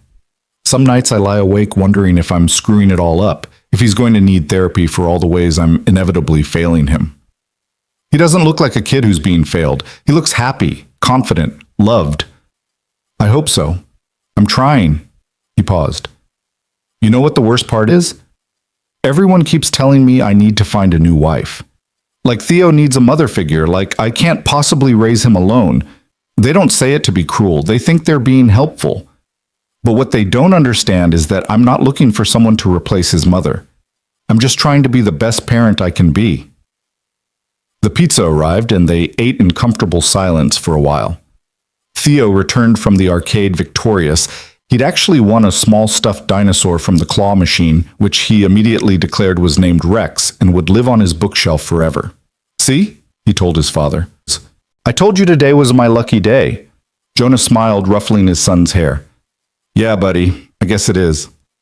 Walking back to the office parking lot later, Theo between them holding Rex in one hand and his father's hand in the other, Arya felt something shift in her chest.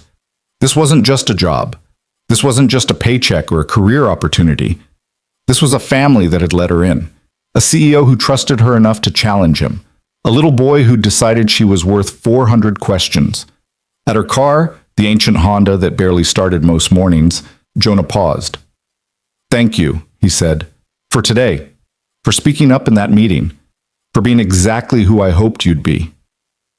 Thank you for giving me the chance to be her. Theo hugged her legs suddenly, unexpectedly. Will you be there tomorrow? I'll be there, Arya promised. She drove home through city streets that felt different now, transformed by the simple fact that she had somewhere to be in the morning, a desk with her name on it, a purpose that mattered, people who believed in her. In her apartment, Arya made herself dinner, real dinner, not ramen, and sat at her kitchen table with her laptop. She opened a blank document and started typing. Proposal for Creator Accessibility Initiative.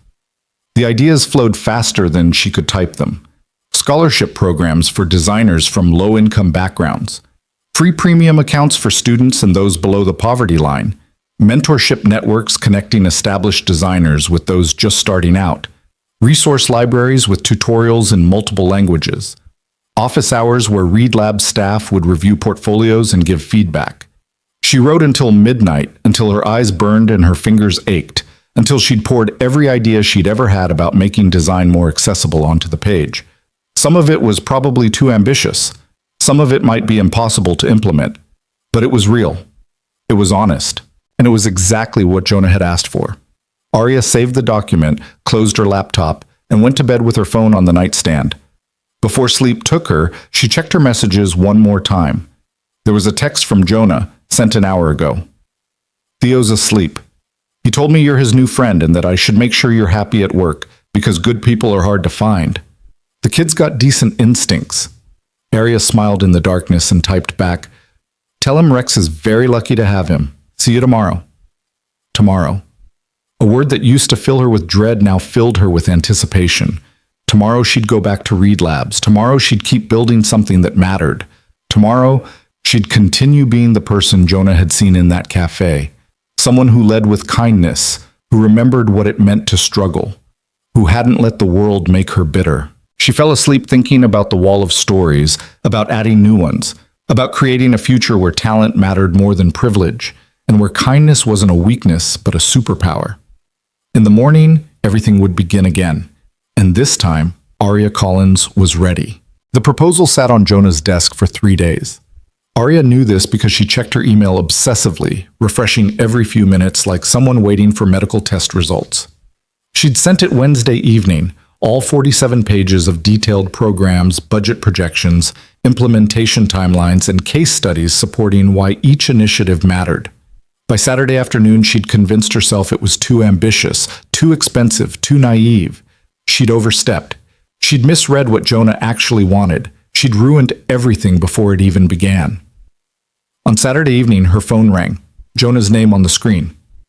"Hello? Can you come to the office tomorrow?" His voice was hard to read. "I know it's Sunday, and I know you should be resting, but I want to talk about your proposal in person. Just you and me." Arya's stomach dropped. "Is it bad?" "Just come in. Around noon, I'll order lunch." He hung up before she could ask anything else. Arya stared at her phone, trying to decode the tone of his voice, the brevity of the call. Was he angry, disappointed, about to fire her after less than 2 weeks? She barely slept that night. Sunday morning arrived gray and drizzly, the kind of weather that matched her mood perfectly. Arya dressed carefully, professional but not trying too hard, and drove to the Reed Labs office with her heart in her throat. The building was mostly empty on weekends, the lobby dark except for security lights. She badged in and took the elevator to the 3rd floor, where Jonah's office overlooked the city. He was already there, standing at the window with his hands in his pockets, staring out at the rain-soaked streets below. On his desk, her proposal sat open, covered in handwritten notes and sticky flags. "Thanks for coming," he said without turning around. "I know this is your day off." "It's fine. I wasn't doing anything important." A lie. She'd been pacing her apartment and catastrophizing. Jonah finally turned to face her. He looked tired, like maybe he hadn't slept well either. "I've read your proposal 7 times, front to back, every word, every footnote. I've run the numbers. I've thought about implementation. I've considered every possible angle." Here it comes, Arya thought. The letdown. This is all very ambitious but not realistic. The corporate speak for thanks but no thanks. "And?" she managed. "And it's fucking brilliant." Arya blinked. "What?" "It's everything I hoped you'd come up with, and more. The scholarship program, the income-based pricing tiers, the mentorship network, the resource library, all of it. You didn't hold back. You didn't play it safe. You gave me exactly what I asked for." He picked up the proposal, flipping through the marked pages. This section about partnering with community colleges and vocational schools to identify talent? Genius. This idea about having successful Reed Labs users volunteer as mentors? Perfect. And this? He tapped a page covered in yellow highlights. This proposal to create a hardship fund for designers facing emergencies? Medical bills? Evictions? Disasters? Arya, this is the kind of thing that actually changes lives. So you like it? I love it. I want to implement all of it. He set the proposal down and looked at her directly. I'm approving a $3.2 million budget for year 1. That should cover the scholarship program, the hardship fund, platform upgrades, and hiring the team you'll need. In year 2, assuming we hit our metrics, we'll double it. Arya felt dizzy. $3.2 million? Is that not enough? Because we can watch. No, it's, Jonah, that's more than I imagined. That's more than I thought possible. Then you weren't thinking big enough. He smiled, that genuine smile that transformed his whole face. Arya, this is what I wanted. Someone who understands the problem because they've lived it. Someone who can articulate solutions that actually matter. You've given me a roadmap for how Reed Labs can become what it was always supposed to be. I don't know what to say. Say you'll run with it. Say you'll build this thing and make it real. He pulled out a chair at the small conference table in his office. Sit. Let's talk details. I ordered Thai food. Should be here in 20 minutes. They spent the next 4 hours going through the proposal section by section. Jonah challenged some of her assumptions, pushed her to think bigger in places, helped her refine the implementation timeline. He was brilliant at this, seeing the vision while also understanding the practical realities of execution. He asked questions Arya hadn't considered, identified potential roadblocks she'd missed, and offered solutions drawn from his years of building a company from nothing. The mentorship network, he said, pointing to page 23. I love it, but we need to be careful about matching. A bad mentor can do more harm than no mentor. How do we vet people? How do we train them? How do we handle conflicts? I was thinking we'd start with a pilot program, Arya said, her initial nervousness fading as she got into the work. Maybe 20 mentors and 40 mentees. We run it for 3 months, gather feedback, iterate based on what we learn. Scale up slowly rather than launching something half-baked that damages trust. Smart. And for the scholarship program, you're proposing full premium access plus a $500 quarterly stipend for software and equipment. That's generous. Are we confident we can sustain that? The math works if we cap it at 50 scholarships in year 1 and raise it to 100 in year 2. And honestly, $500 per quarter isn't that much when you consider what designers actually need. A decent tablet alone costs $400. We're not making anyone rich, we're just removing some of the barriers. Jonah nodded slowly. You're right, and the hardship fund, this is the one that got me. Tell me more about how you envision this working. Arya took a breath. This was the part she'd agonized over most, the part that felt most personal. It's simple. Any Read Labs user can apply if they're facing a genuine emergency. Medical crisis, eviction, natural disaster, situations where they need immediate help and have nowhere else to turn. We'd have a small committee review applications confidentially. Maximum grant of $2,000 per person per year. It's not enough to solve everything, but it might be enough to keep someone afloat until they can get back on their feet. How do we prevent fraud? We can't, not entirely. Some people will probably game the system, but I'd rather help 9 people who genuinely need it and get scammed by one than be so paranoid about fraud that we help nobody. She met his eyes.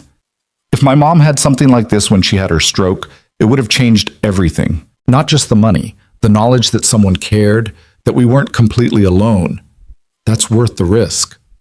Jonah was quiet for a long moment. You know what? You're absolutely right.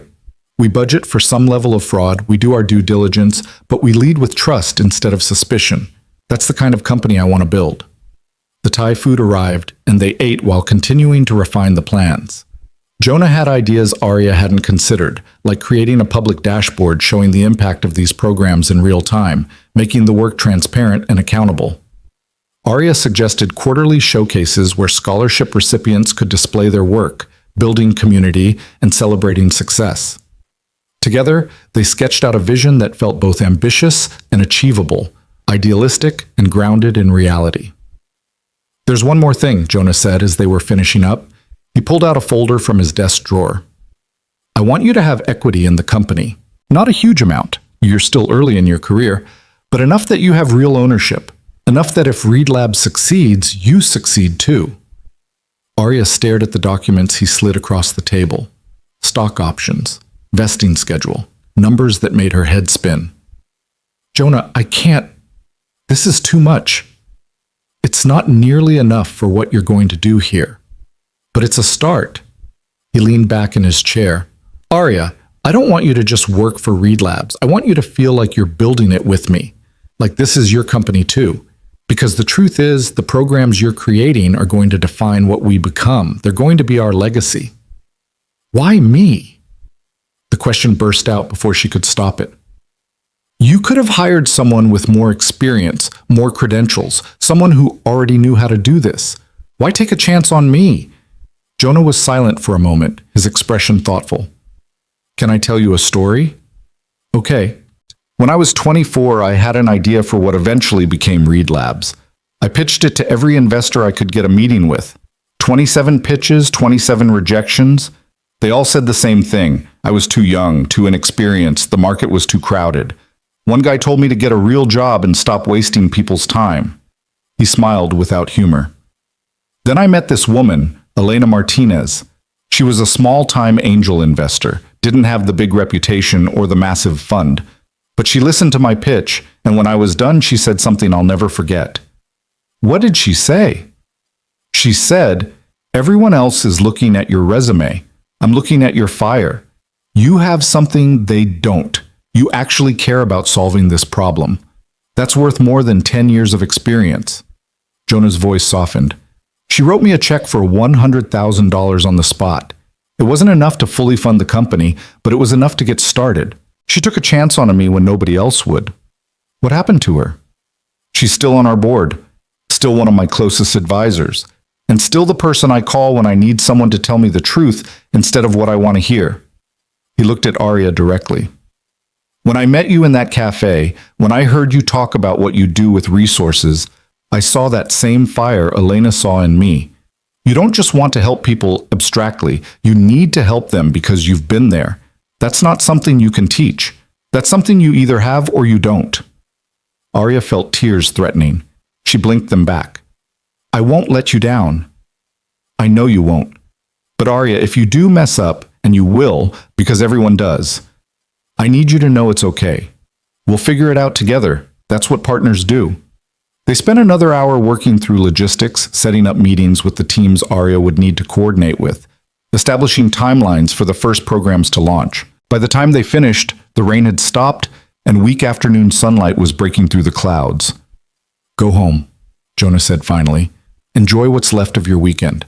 Tomorrow we start making this real, but today, just let yourself feel good about what you've created. Arya gathered her things, but paused at the door. Jonah? Thank you for everything, for seeing something in me, for taking the chance. Thank you for being worth the chance. She left him there in his office, surrounded by windows and possibilities, and drove home with her hands shaking on the steering wheel. 3.2 million, equity in the company, full approval to build everything she dreamed of. It was too much. It was overwhelming. It was perfect.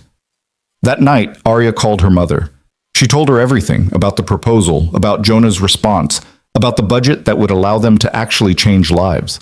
Catherine cried, which made Arya cry, and they stayed on the phone for 2 hours talking about all the things that were suddenly possible. I'm so proud of you, Catherine said for the 5th time. My baby girl changing the world. I haven't changed anything yet, Mom. I just have permission to try. You'll do more than try. You'll succeed. I know you will. After they hung up, Arya sat in her apartment and let herself actually feel it.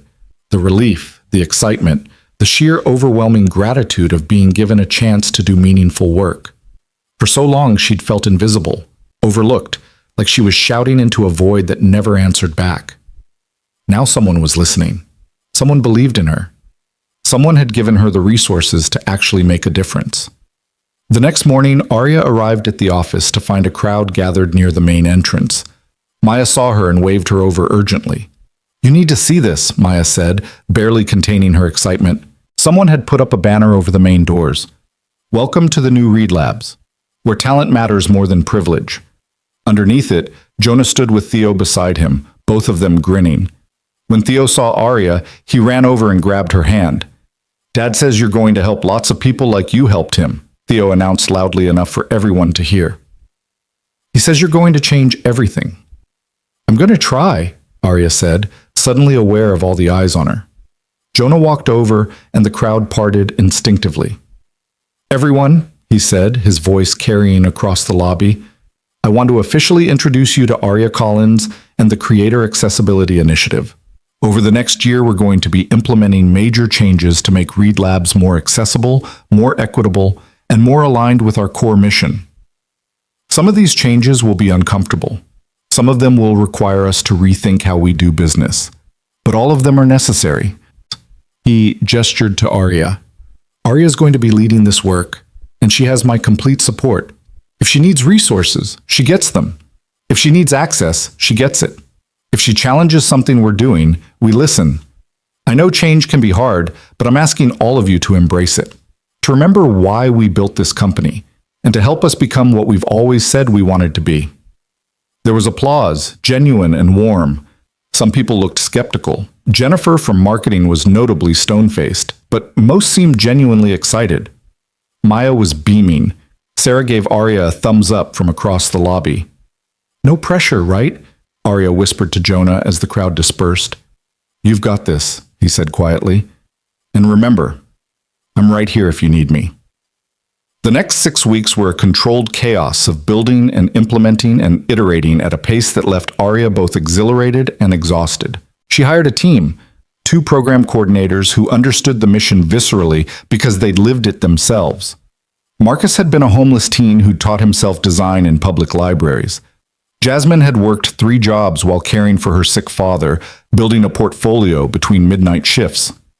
They were perfect. Together, they built the scholarship application system, working late into the night to make sure every question was necessary, every requirement was justified, every barrier removed. They reached out to community colleges and nonprofits, building relationships with organizations that could help them identify talented designers who might not even know to apply. The mentorship network took shape through careful vetting and training. They recruited 20 experienced designers who understood what it meant to struggle, who could offer guidance without condescension. The pilot matching was thoughtful, pairing people not just by design style, but by shared experiences, creating connections that went deeper than technique. The hardship fund was the most emotionally difficult to set up. Each application that came in represented someone in crisis, someone desperately needing help. Aria and her team reviewed them with the gravity they deserved, approving grants for a woman whose computer had died right before a major freelance deadline, a man whose apartment had flooded and destroyed all his equipment, a mother whose childcare had fallen through and who needed funds to keep working. Every grant they approved felt like a small miracle. Every person they helped sent thank you messages that made Aria cry at her desk. "You're saving my life," one recipient wrote. "I don't mean that dramatically. I literally mean you're allowing me to keep pursuing the career that makes my life worth living. Thank you for seeing me when everyone else looked away." Aria printed that message and put it on her desk where she could see it every day. 6 weeks after that Sunday meeting in Jonah's office, they were ready to launch publicly. Jonah wanted to make a big announcement, to get press coverage and industry attention, but Aria convinced him to do something different. "Let's tell the people who matter first," she said. "Let's tell the Read Labs community, the actual users, not the press. Let's invite them to be part of this with us." So they did. Instead of a press release, they created a video. Aria stood in front of the camera, nervous but determined, and told her story. The struggling years, the rejection, the moment in the cafe that changed everything. Then she introduced the programs, explained how they worked, and invited people to apply or get involved. "This isn't charity," she said into the camera. "This is investment. Investment in talent that exists everywhere but gets recognized nowhere. Investment in people who have the skill and the drive, but not the privilege. Investment in the idea that creativity matters more than credentials." She paused, looking directly into the lens. "If that's you, if you're the designer working from a cafe because you can't afford internet at home, if you're the creator choosing between software and groceries, if you're the talent that everyone overlooks, we see you, we believe in you, and we want to help." The video went live on a Tuesday morning. By Tuesday afternoon, it had been viewed 47,000 times. By Wednesday, they'd received over 300 scholarship applications and 200 mentorship requests. By Friday, the video had gone viral on design Twitter, with established creators sharing their own stories of struggle and triumph, their own experiences of being overlooked until someone gave them a chance. The press coverage followed, but it was almost an afterthought. The real impact was in the messages that flooded in, the stories people shared, the community that began to form around the idea that maybe, finally, the design industry could be something better than it had been. Brielle, Aria's old college acquaintance, sent her a message. "I saw your video. I had no idea you were struggling so much. I'm sorry I didn't see it. I'm sorry I said those stupid things about hard work being enough. You're doing something really important." Aria read it 3 times, then typed back, "Thank you for saying that. And if you're serious about understanding, I'd love to have coffee and talk about how people with privilege can help instead of hurt." They met the following week. It was awkward at first, but Brielle listened, really listened, when Aria explained what it had been like. The conversation wasn't comfortable, but it was real. And it ended with Brielle volunteering to be a mentor, to use her connections and privilege to help open doors for others. Progress, Aria thought.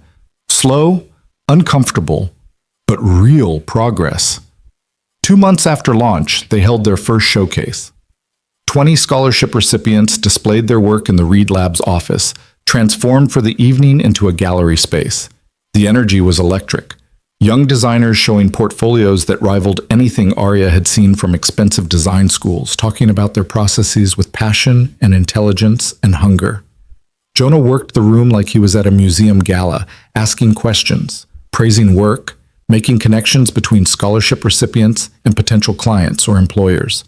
Theo was there too, wearing a little suit his father had clearly picked out, asking the designers to explain their work like it was the most fascinating thing in the world. Arya stood near the back, watching it all unfold, when a young woman approached her.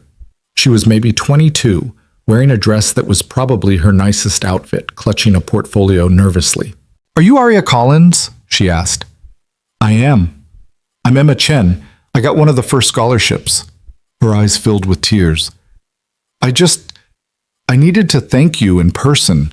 I was about to give up. I'd applied to 60 jobs and gotten nowhere. I couldn't afford the software I needed. I was going back to my parents' restaurant to work full-time, and then I got the email about the scholarship, and her voice broke. "You gave me my dream back. You gave me hope." Arya hugged her, this stranger who felt like family, and let herself cry too. "You did the work," she said. "I just removed some barriers. The talent was always yours." "But the barriers would have stopped me without you." Emma pulled back, wiping her eyes. "I'm going to pay this forward someday. When I'm successful, when I have resources, I'm going to help someone else the way you helped me. I promise." "I believe you," Arya said. And she did. That night, after everyone had left and the gallery had been cleaned up, Arya stood in the empty office looking at the wall of success stories in Jonah's reminder room. It had grown, dozens of new photos, new testimonials, new lives changed. They were going to need a bigger wall soon. Jonah found her there, Theo asleep on his shoulder, the boy's dress shoes dangling. "You did good tonight," Jonah said softly, so as not to wake his son. "We did good. This was all of us. But it started with you, with your vision." He adjusted Theo's weight, the practice movement of a single parent who'd learned to do everything one-handed. "You know what Elena, my investor, said when I told her about all this?" "What?" "She said, that girl's going to surpass you someday, and when she does, you better celebrate it instead of feeling threatened." He smiled. "I told her I was already planning the party." Arya laughed, then grew serious. "Jonah, I need to tell you something." "Okay." "That day in the cafe, when you asked me about the $10 million, when you tested me to see if I was different from everyone else," she paused. "It wasn't a test for me. I wasn't trying to impress you. I was just being honest because that's all I knew how to be. And I think that's important for you to know. I'm not some saint. I'm just someone who remembers what it was like to need help and never get it."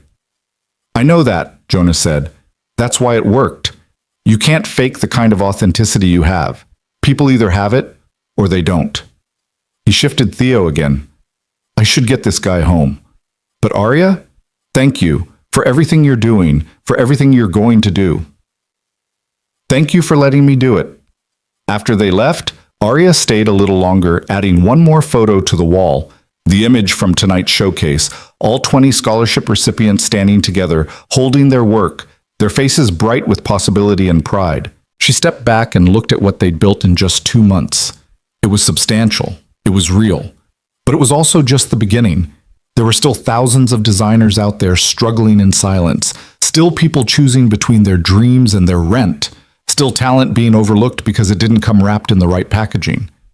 But now there was also hope. Now there was proof that things could change. Now there was a roadmap for how to build something better. Arya pulled out her phone and sent a message to her team. "Tomorrow, we start planning year 2. Think bigger. We're just getting started." Marcus responded immediately. "Hell yes." Jasmine sent a string of fire emojis. Arya smiled, turned off the lights, and walked out into a night that felt full of promise. Somewhere out there, someone was sitting in a cafe with a dying laptop, wondering if they'd ever catch a break, wondering if anyone saw them, wondering if their talent would ever be enough. Soon, Arya thought, soon they'd find out that someone was looking for them, someone believed in them, someone had built a ladder specifically so they could climb. The city lights stretched out before her. each one a window into a life she'd never know. But some of those lives, more every day, were being changed by the work she was doing, by the programs she'd built, by the vision she'd had the courage to voice. It wasn't everything, but it was enough. For now, it was enough, and tomorrow they'd make it even better. 3 months into the Creator Accessibility Initiative, Aria walked into the office on a gray Monday morning to find an email that made her blood run cold. The subject line read, "Concerns regarding CAI budget and ROI." It was from the CFO, Richard Hastings, a man she'd met exactly twice and who'd seemed pleasant enough both times. The email was copied to Jonah, Sarah, and half the executive team. Aria's hands shook as she opened it. The message was polite but devastating. Richard had run the numbers on the scholarship program, the hardship fund, and the mentorship network. He'd calculated cost per user, return on investment, and projected revenue impact. His conclusion was clear. The programs were expensive, the financial returns were minimal, and from a pure business standpoint, they couldn't be justified long term. "I understand the mission-driven value," he wrote, "but we need to be realistic about sustainable growth. I'm recommending we scale back the CAI budget by 60% and refocus on initiatives with clear revenue pathways." 60%. That would gut everything. They'd have to cut the scholarship program in half, eliminate the hardship fund entirely, reduce the mentorship network to a skeleton crew. All the lives they were changing, all the people they were helping, gone, because the numbers didn't add up on a spreadsheet. Aria sat at her desk, reading the email over and over, feeling everything she'd built start to crumble. Around her, the office hummed with its usual Monday morning energy, people arriving with coffee and weekend stories, completely unaware that the program she'd poured her soul into was being threatened. Her phone buzzed. "Jonah, don't panic, meeting at 10, we'll handle this." But how could they handle it? Richard had the numbers, he had the data, he had the fiduciary responsibility to maximize shareholder value. And Aria had, what? Stories, testimonials, the intangible value of changed lives? Marcus appeared at her desk, his face grim. "You saw the email?" "Yeah." "This is bullshit. We're changing lives and they want to talk about ROI?" His voice was tight with anger. People like Richard don't get it because they've never had to struggle. They've never had to choose between their dreams and their rent. "He's just doing his job," Aria said, though the words felt hollow. "Protecting the company's financial interests." "And who's protecting the people who actually need help?" Aria didn't have an answer. At 10 o'clock, she walked into the conference room to find the entire executive team assembled. Jonah sat at the head of the table, his expression neutral. Richard was there with printouts and charts. Jennifer from marketing looked uncomfortable. Sarah gave Aria an encouraging nod. "Thanks for coming, Aria," Richard said, his tone professional but not unkind. "I know my email was probably upsetting, but I think it's important we have an honest conversation about the financial realities here." "I agree," Aria said, her voice steadier than she felt. "Let's talk about it." Richard pulled up a presentation. Charts showing program costs versus projected revenue. Graphs demonstrating that scholarship recipients weren't converting to paid premium users at the rates they'd hoped. Data indicating that the hardship fund was being utilized more than budgeted, creating sustainability concerns. "The numbers don't lie," Richard said. "In 3 months, we've spent $847,000 on these programs. Our revenue increase from the same demographic is only $23,000. That's a 97% loss on investment. No company can sustain that." "You're measuring the wrong things," Aria said quietly. Richard paused. "I'm sorry." "You're measuring direct revenue from scholarship recipients. But you're not measuring the impact on brand loyalty, on user growth, on the quality of our community. You're not measuring the designers who joined Read Labs specifically because they saw what we were doing. You're not measuring the press coverage, the industry reputation, the talent pipeline we're building. Those are important factors," Richard acknowledged, "but they don't pay the bills." "Don't they?" Aria leaned forward. "Maya, can you pull up the user growth chart for the last 3 months?" Maya, who'd been sitting quietly in the corner, pulled up a different presentation. "Since the CAI launch, we've seen a 34% increase in new user registrations. 61% of those users cited the accessibility programs as a major factor in choosing Read Labs over competitors. User engagement is up 28%. Retention rates have improved by 19%. And this is the big one, premium conversion among new users is 15% higher than our previous cohort. Richard frowned, studying the numbers. That's significant. But you can't directly attribute all of that to the CAI programs. Can I? Arya asked. Richard, 3 months ago, we were just another design platform. Now we're the platform that actually gives a damn about struggling creators. That reputation has value. It attracts users. It builds loyalty. It creates word of mouth that money can't buy. But the direct costs are an investment in our future. Jonah spoke for the first time, his voice calm but firm. Richard, I understand your concerns. I appreciate you raising them. But you're thinking quarterly returns when we're building something for the long term. With respect, Jonah, we have investors to answer to, shareholders who expect growth. We can't just spend millions on programs that don't generate direct revenue. Yes, we can, because I'm the majority shareholder, and I'm telling you this is what we're doing. Jonah's tone didn't rise, but the steel underneath was unmistakable.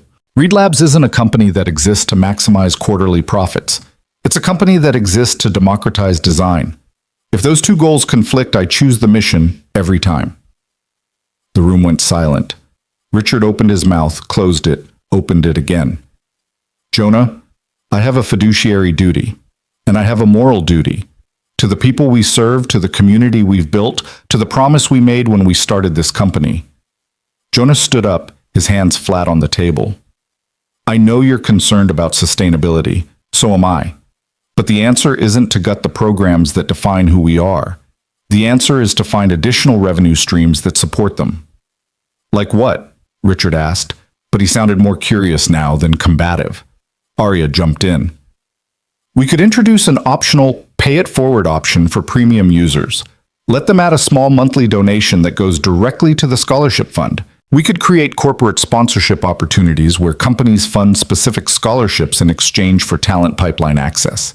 We could develop premium resources, advanced tutorials, exclusive content, where proceeds support the accessibility programs. She was talking faster now, ideas flowing as quickly as she could articulate them. We could partner with design agencies who need junior talent, creating a placement program that generates revenue while helping our scholarship recipients find jobs. We could license our mentorship model to other platforms, creating a new business line. We could stop. Richard held up a hand, but he was smiling slightly. Okay, I hear you. These are good ideas. Not all of them will work, but some of them might. So what are you saying? Arya asked. I'm saying, let's table the budget cuts for now. Give me 2 weeks to work with you on revenue diversification strategies. If we can find ways to make these programs more self-sustaining, I'm willing to support them. He looked at Jonah. But I still think we need more financial discipline around how we're spending, clear metrics, regular reviews, accountability for outcomes. Agreed, Jonah said. Arya, you okay with that? Arya nodded, relief flooding through her. Absolutely. I want these programs to be sustainable. I don't want them to be something we have to cut when times get tough. The meeting broke up, people filtering out with various expressions of relief or thoughtfulness. Sarah squeezed Arya's shoulder as she passed. Nice work defending your vision. When the room had cleared except for Jonah and Arya, he turned to her with a tired smile. That was close, he said. Too close. Jonah, I didn't realize how much we were spending. I should have been more careful with the budget. I should have... Stop. You were doing exactly what I asked you to do, building programs that actually help people. Richard's concerns are valid, but so is what we're doing. We just need to find the balance. What if we can't? What if it comes down to a choice between being profitable and being good? Jonah was quiet for a moment. Then we figure out how to be both. But Arya, I want you to understand something. When I started this company, I promised myself I'd never become the kind of CEO who prioritizes money over mission. I've seen too many companies lose their soul chasing quarterly returns. That's not happening here. Not as long as I'm in charge. Even if it costs you. Especially if it costs me. What's the point of being successful if you've compromised everything that made success meaningful? He picked up his laptop. Come on. Let's grab coffee and start brainstorming those revenue ideas. If we're going to prove Richard wrong, we need a solid plan. They spent the next 2 weeks working like they were building the company from scratch again. Arya brought Marcus and Jasmine into the planning sessions. Richard joined, surprisingly helpful, once he understood they were taking his concerns seriously. They modeled different scenarios, ran projections, tested assumptions. The pay-it-forward donation option launched first. Within a week, 23% of premium users had opted in, generating an additional $14,000 in monthly revenue earmarked specifically for scholarships. It wasn't huge, but it was a start, and it proved that users wanted to be part of the mission. The corporate sponsorship program took longer to develop, but by the end of the month, they had 3 companies signed on. Tech firms who wanted access to the talent Reed Labs was cultivating, who saw the value in supporting designers from diverse backgrounds. Each sponsorship funded 10 full scholarships, and in return, the companies got early access to hire from the scholarship pool. It's not charity, Arya explained to a potential sponsor. It's enlightened self-interest. You're building relationships with talented designers before your competitors even know they exist. You're diversifying your talent pipeline, and you're investing in the future of the industry. The model worked. By month 2, they had 7 corporate sponsors. By month 3, they had a waiting list. The mentorship program expanded organically, successful mentees becoming mentors themselves, creating a virtuous cycle of knowledge transfer and community building. The hardship fund remained grant-based. Arya had fought hard on this, refusing to turn emergency assistance into something transactional, but they'd tightened the application process based on Richard's feedback, ensuring money went where it was needed most. 4 months after that tense meeting in the conference room, Richard sent a new email. This one had a different tone. The CAI programs are now generating 41% of their operating costs through diversified revenue streams. User growth attributable to CAI initiatives has contributed an estimated $2.1 million in new revenue this quarter. Brand sentiment is at an all-time high. ROI, when properly measured, is significantly positive. I recommend continuing current funding levels and am happy to support modest expansion in Q3. Arya printed that email and put it on her wall, right next to Emma Chen's thank you note. Saturday morning, 6 months after her first day at Reed Labs, Arya walked into the Brew and Bean Café carrying a small package wrapped in brown paper.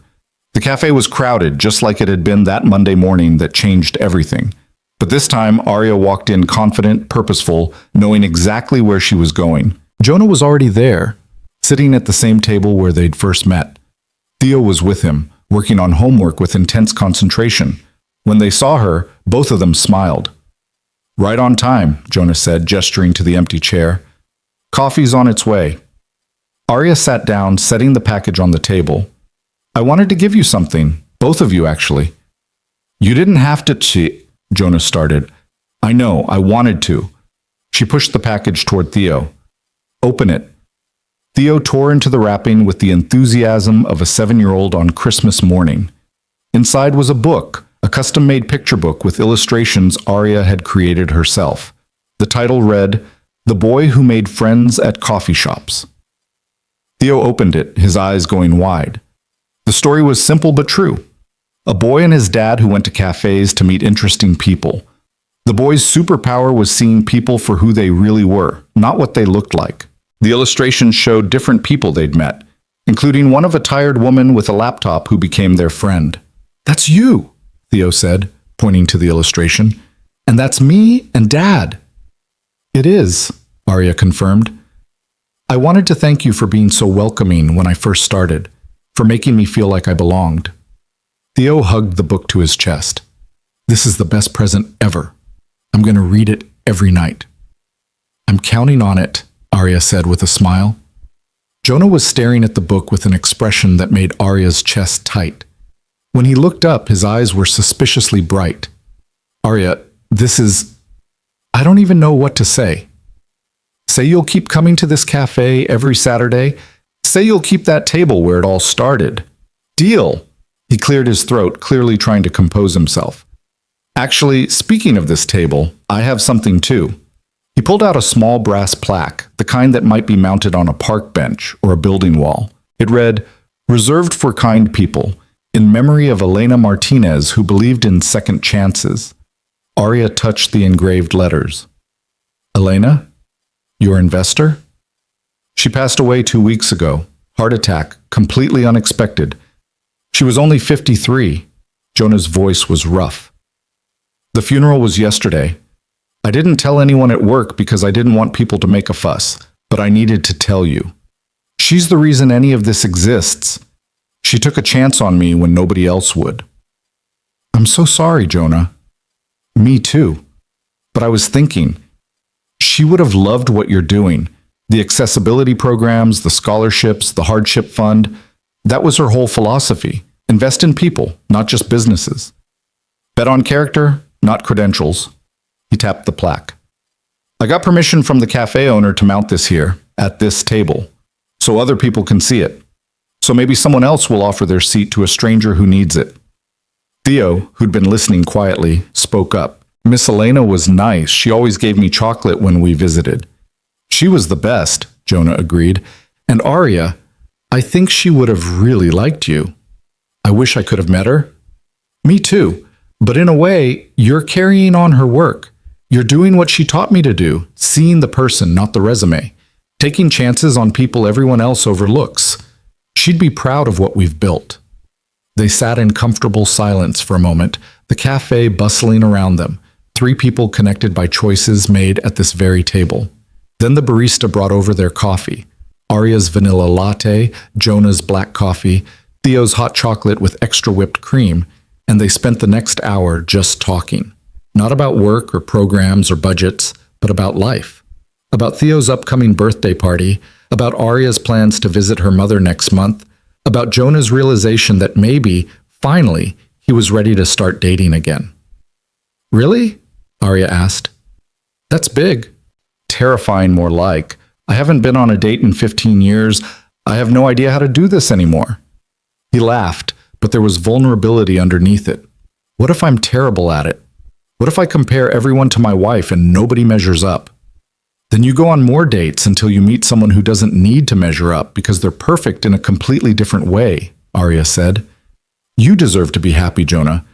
Theo deserves to see his dad happy. Elena would tell you the same thing." "Dad's already happy," Theo interjected. "He smiles way more now than before." Jonah ruffled his son's hair. "You know what? The kid's right. I am happier. Work's better. Life's better. Having you at Reed Labs has made everything better, Arya. Not just the programs, though those are incredible, but having someone I can trust completely. Someone who pushes back when I need it. Someone who reminds me why any of this matters." "Right back at you," Arya said. 6 months ago, I was applying to jobs that didn't want me, wondering if I'd ever catch a break. Now I'm running programs that are changing lives. That's because you took a chance on me." "No," Jonah corrected gently. "That's because you were kind to a stranger in a crowded cafe. That's because when I asked you what you'd do with money, you said you'd help people. That's because you are exactly who you appeared to be. Someone with talent, integrity, and a genuine desire to make things better." He raised his coffee cup. "To chances taken. To people who see others. To tables shared with strangers who become family." Arya and Theo raised their cups too, and they clinked them together, coffee and hot chocolate and possibilities, in the middle of a cafe that would never know how many lives had been changed by one woman offering her seat. After they finished their drinks, Jonah and Theo walked Arya to her car. Her Honda was still old and temperamental, but she'd grown fond of it. It had carried her through the hard times, and now it got to carry her through the good ones.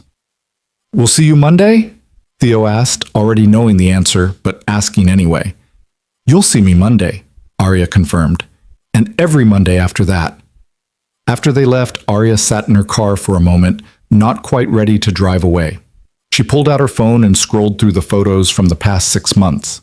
The scholarship showcase, the mentorship program launch, the wall of success stories that now wrapped around 3 full sides of Jonah's reminder room. Emma Chen's first professional design job, Marcus presenting at a design conference about accessibility, Jasmine teaching a workshop to inner-city teens. All of it had started here, in this parking lot, on a Monday morning when Arya had been desperate and hopeless and convinced the world didn't care about people like her. She'd been wrong. The world did care. It just needed people brave enough to build the bridges, to create the opportunities, to insist that talent mattered more than privilege. Her phone buzzed, a text from her mother. Just saw an article about your programs in Design Week magazine. My daughter, the changemaker. I'm so proud I could burst. Arya smiled, typing back quickly. Couldn't have done it without you, Mom. Everything I know about kindness, I learned from watching you. Another text came in, this one from an unknown number. Ms. Collins, my name is David Martinez. I'm Elena's son. My dad told me about the plaque you're installing at the cafe. Thank you for honoring my mother's memory. She always said the world needed more people like you, people who actually give a damn. I'm glad she was right. Arya sat with that message for a long time, feeling the weight of it, the responsibility and the gift of carrying forward Elena's legacy. Then she started her car and drove home through streets that had stopped feeling hostile and started feeling like possibility. Monday morning arrived with the first real warmth of spring. Arya walked into Reed Labs to find Marcus and Jasmine already at their desks, working on the next phase of the scholarship program. Maya had decorated the office with flowers. Apparently it was the 6-month anniversary of the CAI launch, and someone had decided that deserved celebrating. Sarah called a team meeting at 10. The whole staff crammed into the largest conference room, standing room only. Arya had no idea what this was about. Sarah had been mysteriously vague about the agenda. Jonah stood at the front of the room, looking more relaxed than Arya had ever seen him. He waited until everyone had settled, then began. 6 months ago, we made a bet. We bet that if we focused on our mission, if we put people before profits, if we built programs that actually helped struggling creators, it would make us a better company. Not just morally better, actually better, more successful, more sustainable, more true to what we'd always claimed we wanted to be. He pulled up a slide showing the company metrics. User growth, revenue, retention, engagement, every number was up, some significantly. The bet paid off. We're growing faster than we have in 3 years. We're more profitable. We have better talent, better culture, better relationships with our user base. And it's directly attributable to the work Arya and her team have been doing. Applause filled the room. Arya felt her face flush. But here's the thing, Jonah continued. This isn't just about Reed Labs being successful. It's about proving a model, proving that companies can do well by doing good, that you don't have to choose between profits and purpose, that the old way of doing business, extracting maximum value from users while giving back minimum support, is not only wrong, but also bad strategy. He gestured to Arya. Come up here for a second. Arya walked to the front of the room, her heart pounding, having no idea what was coming. Arya Collins, Jonah said formally. 6 months ago, you joined this company as our creator community advocate. In that time, you've launched programs that have helped 347 designers through scholarships. You've distributed $187,000 in hardship grants to people facing emergencies. You've facilitated 212 mentor-mentee relationships. You've changed hundreds of lives. He paused, looking directly at her. More importantly, you've changed this company. You've reminded us who we're supposed to serve. You've pushed back when we were wrong. You've built bridges between our values and our actions. And you've done it all with integrity, compassion, and the kind of authentic leadership that can't be taught. Jonah pulled out an envelope. Which is why I'm promoting you. Effective immediately, you're our Vice President of Community Impact. You'll continue running the accessibility programs, but you'll also have a seat at the executive table. You'll have input on all major company decisions. You'll have the authority and resources to expand your vision beyond what we've done so far. Arya stared at the envelope, at Jonah, at the room full of people applauding and cheering. Jonah, I've only been here 6 months, and you've accomplished more in 6 months than most people do in 6 years. Take the promotion, Arya. You've earned it. She opened the envelope. Inside was a new employment contract, a new salary that was nearly double what she'd been making, and an increased equity stake in the company. Also a handwritten note from Jonah. You were right about everything. Thank you for not letting me forget why we built this. Keep pushing us to be better. Arya looked up, her eyes stinging with tears she refused to let fall in front of everyone. I accept, and I promise I'll keep making you uncomfortable when you need it. Jonah laughed. I'm counting on it. The meeting broke up, people congratulating Arya as they filtered out. Marcus and Jasmine were beaming. Maya hugged her so hard it hurt. Even Jennifer from marketing came over, shaking Arya's hand with what looked like genuine respect. You were right about the premium tier pricing, Jennifer said quietly. I was too focused on short-term revenue. I should have listened sooner. I'm glad Jonah promoted you. We need your voice at the executive level. After everyone had left, Arya stood in the empty conference room, holding the contract, trying to process what had just happened. Vice president, executive team, the ability to shape the company's direction at the highest level. It was everything she'd never dared to dream, handed to her because she'd been kind to a stranger in a cafe. Sarah appeared in the doorway. How are you holding up? Honestly, I'm terrified. What if I mess this up? What if I'm not ready for this kind of responsibility? Then you'll learn. You'll adapt. You'll ask for help when you need it. Sarah came to stand beside her. Arya, the reason Jonah promoted you isn't because you know everything. It's because you're willing to admit what you don't know, because you lead with empathy, because you make decisions based on what's right, not what's easy. Those qualities don't change just because your title does. I just don't want to let anyone down. You won't, and even if you stumble sometimes, we'll be here to catch you. That's what teams do.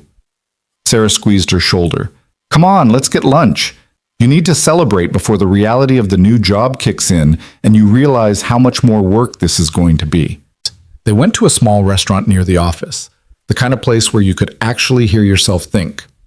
Over salads and iced tea, Sarah told Arya stories about her own career trajectory, the mistakes she'd made, the lessons she'd learned. The hardest part of being a leader, Sarah said, is realizing you can't save everyone. You'll want to help every person who applies for a scholarship, approve every hardship grant, fix every problem. But you can't. You have to make choices. You have to prioritize. You have to accept that doing a lot of good means you can't do all the good. How do you live with that? By remembering that doing some good is better than doing no good. By celebrating the lives you do change instead of mourning the ones you can't reach. By building systems that outlast you so the work continues even after you're gone. Sarah leaned forward. Arya, you're going to do amazing things in this new role, but you're also going to face hard decisions. Budget constraints, impossible choices, criticism from people who think you're not doing enough or doing too much. Are you ready for that? I have to be, Arya said, because if I don't do this, who will? If I let the hard parts scare me away, what happens to all the people counting on these programs? Exactly, you get it. Sarah sat back. That's why you're perfect for this job. That evening, Arya drove to her mother's house for the first time in months. She'd been sending money regularly, paying down the medical debt bit by bit over Catherine's protests, but she hadn't visited in person. Work had consumed her. The programs had demanded every spare moment. But tonight felt important. Tonight, she needed to share this with the person who'd taught her what kindness looked like. Catherine opened the door with a gasp of delight, pulling Arya into a hug that smelled like lavender and home. Baby girl, why didn't you tell me you were coming? I would have made dinner. I wanted to surprise you, and I have news. They sat at the kitchen table, the same table where Arya had done homework as a kid, where she'd learned to draw while her mother worked double shifts. Arya told her everything, about the promotion, about the expanded budget, about the hundreds of lives they'd changed. I'm so proud of you, Catherine said, tears streaming down her face. My baby, a vice president, making the world better, doing exactly what I always knew you would do. Mom, I need to tell you something else. Arya pulled out her phone, opening her banking app. I've been paying off your medical debt. Not all of it. I can't afford that yet. But I've paid down $23,000 so far.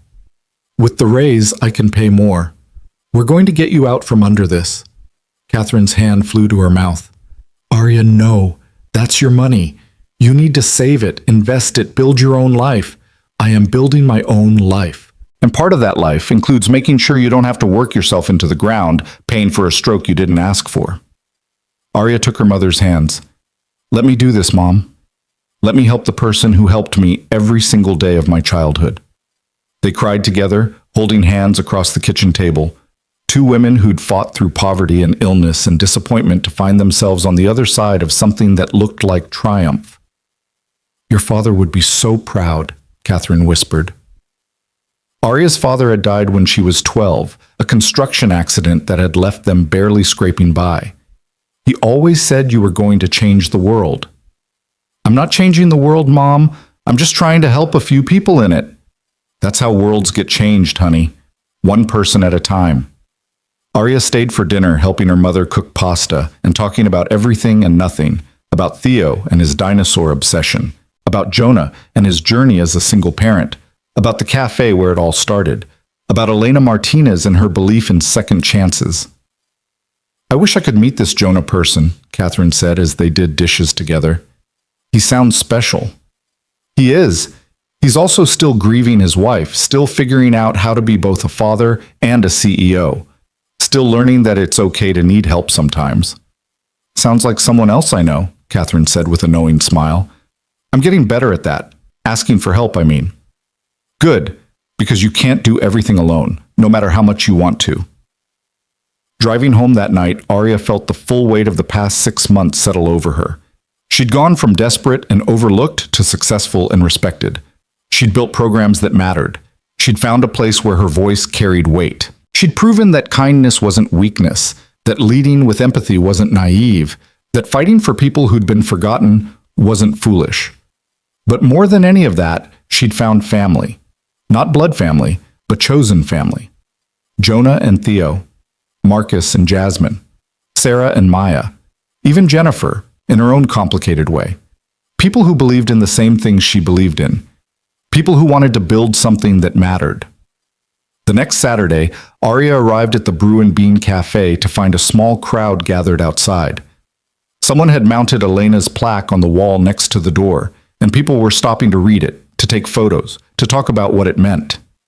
Inside, Jonah and Theo had already claimed their table, but this time they weren't alone. Sarah was there with her wife. Marcus and Jasmine had come with their partners. Maya had brought her boyfriend.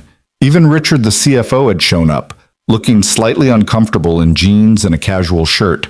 What's all this? Arya asked as she approached. 6-month anniversary celebration, Jonah explained.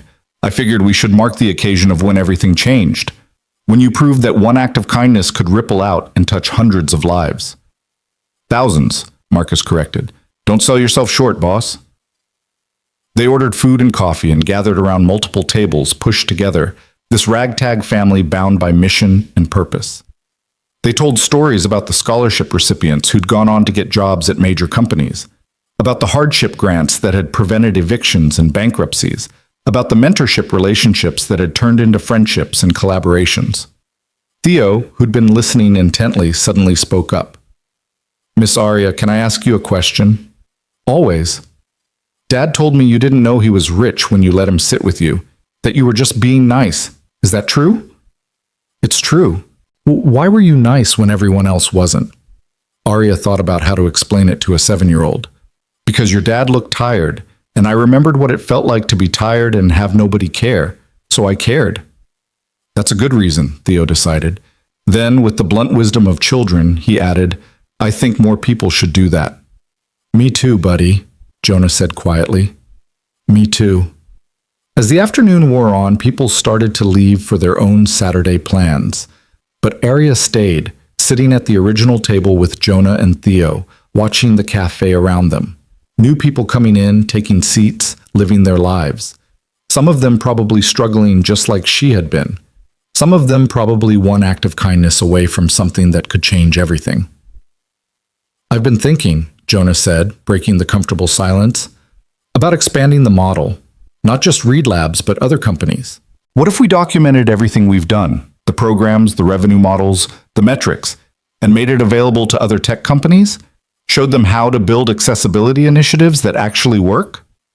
You want to give away our competitive advantage? Arya asked, but she was smiling because she already knew the answer. I want to scale the impact.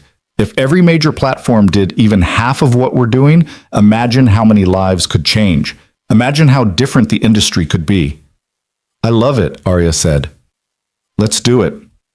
They shook on it, right there at the table that had started everything, sealing another agreement that would ripple out in ways they couldn't fully predict. When it was time to leave, Arya walked out into the late afternoon sunshine feeling complete in a way she'd never felt before. She had work that mattered, people who believed in her, a future that looked bright instead of bleak, and the knowledge that none of it had happened because she was special or chosen or destined for greatness. It had happened because she'd been kind, because when everyone else had protected their space, she'd shared hers, because when a tired stranger had needed a seat, she'd offered one without hesitation or judgment. One small choice, one moment of basic human decency. And everything had changed. Arya got in her Honda, started the engine on the third try, and drove away from the cafe that would forever be sacred ground in her personal history. As she merged into traffic, her phone buzzed with a text from Emma Chen, the scholarship recipient who'd thanked her at the showcase. Just got hired as a junior designer at a major agency. Starting salary is $62,000. I can pay my rent without fear. I can help my parents. I can breathe. Thank you for giving me back my future. I won't forget what you did, and someday I'll pay it forward. Arya pulled over to read the message properly, tears blurring her vision. This was why. This was the point of all of it, not the title or the salary or the success, but this. Knowing that somewhere out there, a talented person who'd been overlooked was finally getting their shot. That someone's life was better because programs existed to help them. That the system was slowly, incrementally becoming less broken. She typed back, "Congratulations, Emma. You earned every bit of this. Now go be brilliant and help the next person who needs it."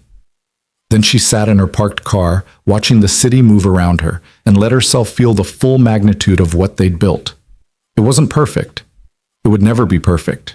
There would always be more people to help, more barriers to remove, more work to do. But it was real. It was substantial. It was proof that things could change, that the world could be kinder, that success and compassion weren't mutually exclusive. Somewhere in this city, right now, someone was sitting in a cafe with a dying laptop and a dream that felt impossible. Someone was choosing between their rent and their software subscription. Someone was one bad break away from giving up entirely. And because of what Arya had built, because of the program she'd created, because of the choice she'd made to be kind when she had nothing to gain from it, some of those people would get help. Some of those dreams would survive. Some of those talents would get the chance they deserved. Not all of them. She couldn't save everyone, but enough. She could save enough to matter. Arya started her car again and drove home through a city that suddenly felt less like a battlefield and more like a community. A place where kindness could still change lives, where one person offering a seat at a crowded table could set in motion a cascade of transformation that touched hundreds, then thousands, then more. She thought about Elena Martinez, who'd taken a chance on a young entrepreneur when nobody else would. About Jonah Reed, who'd disguised himself as a stranger to find out if kindness still existed. About Theo, who believed the best in everyone he met. About her mother, who taught her that helping others wasn't weakness but strength.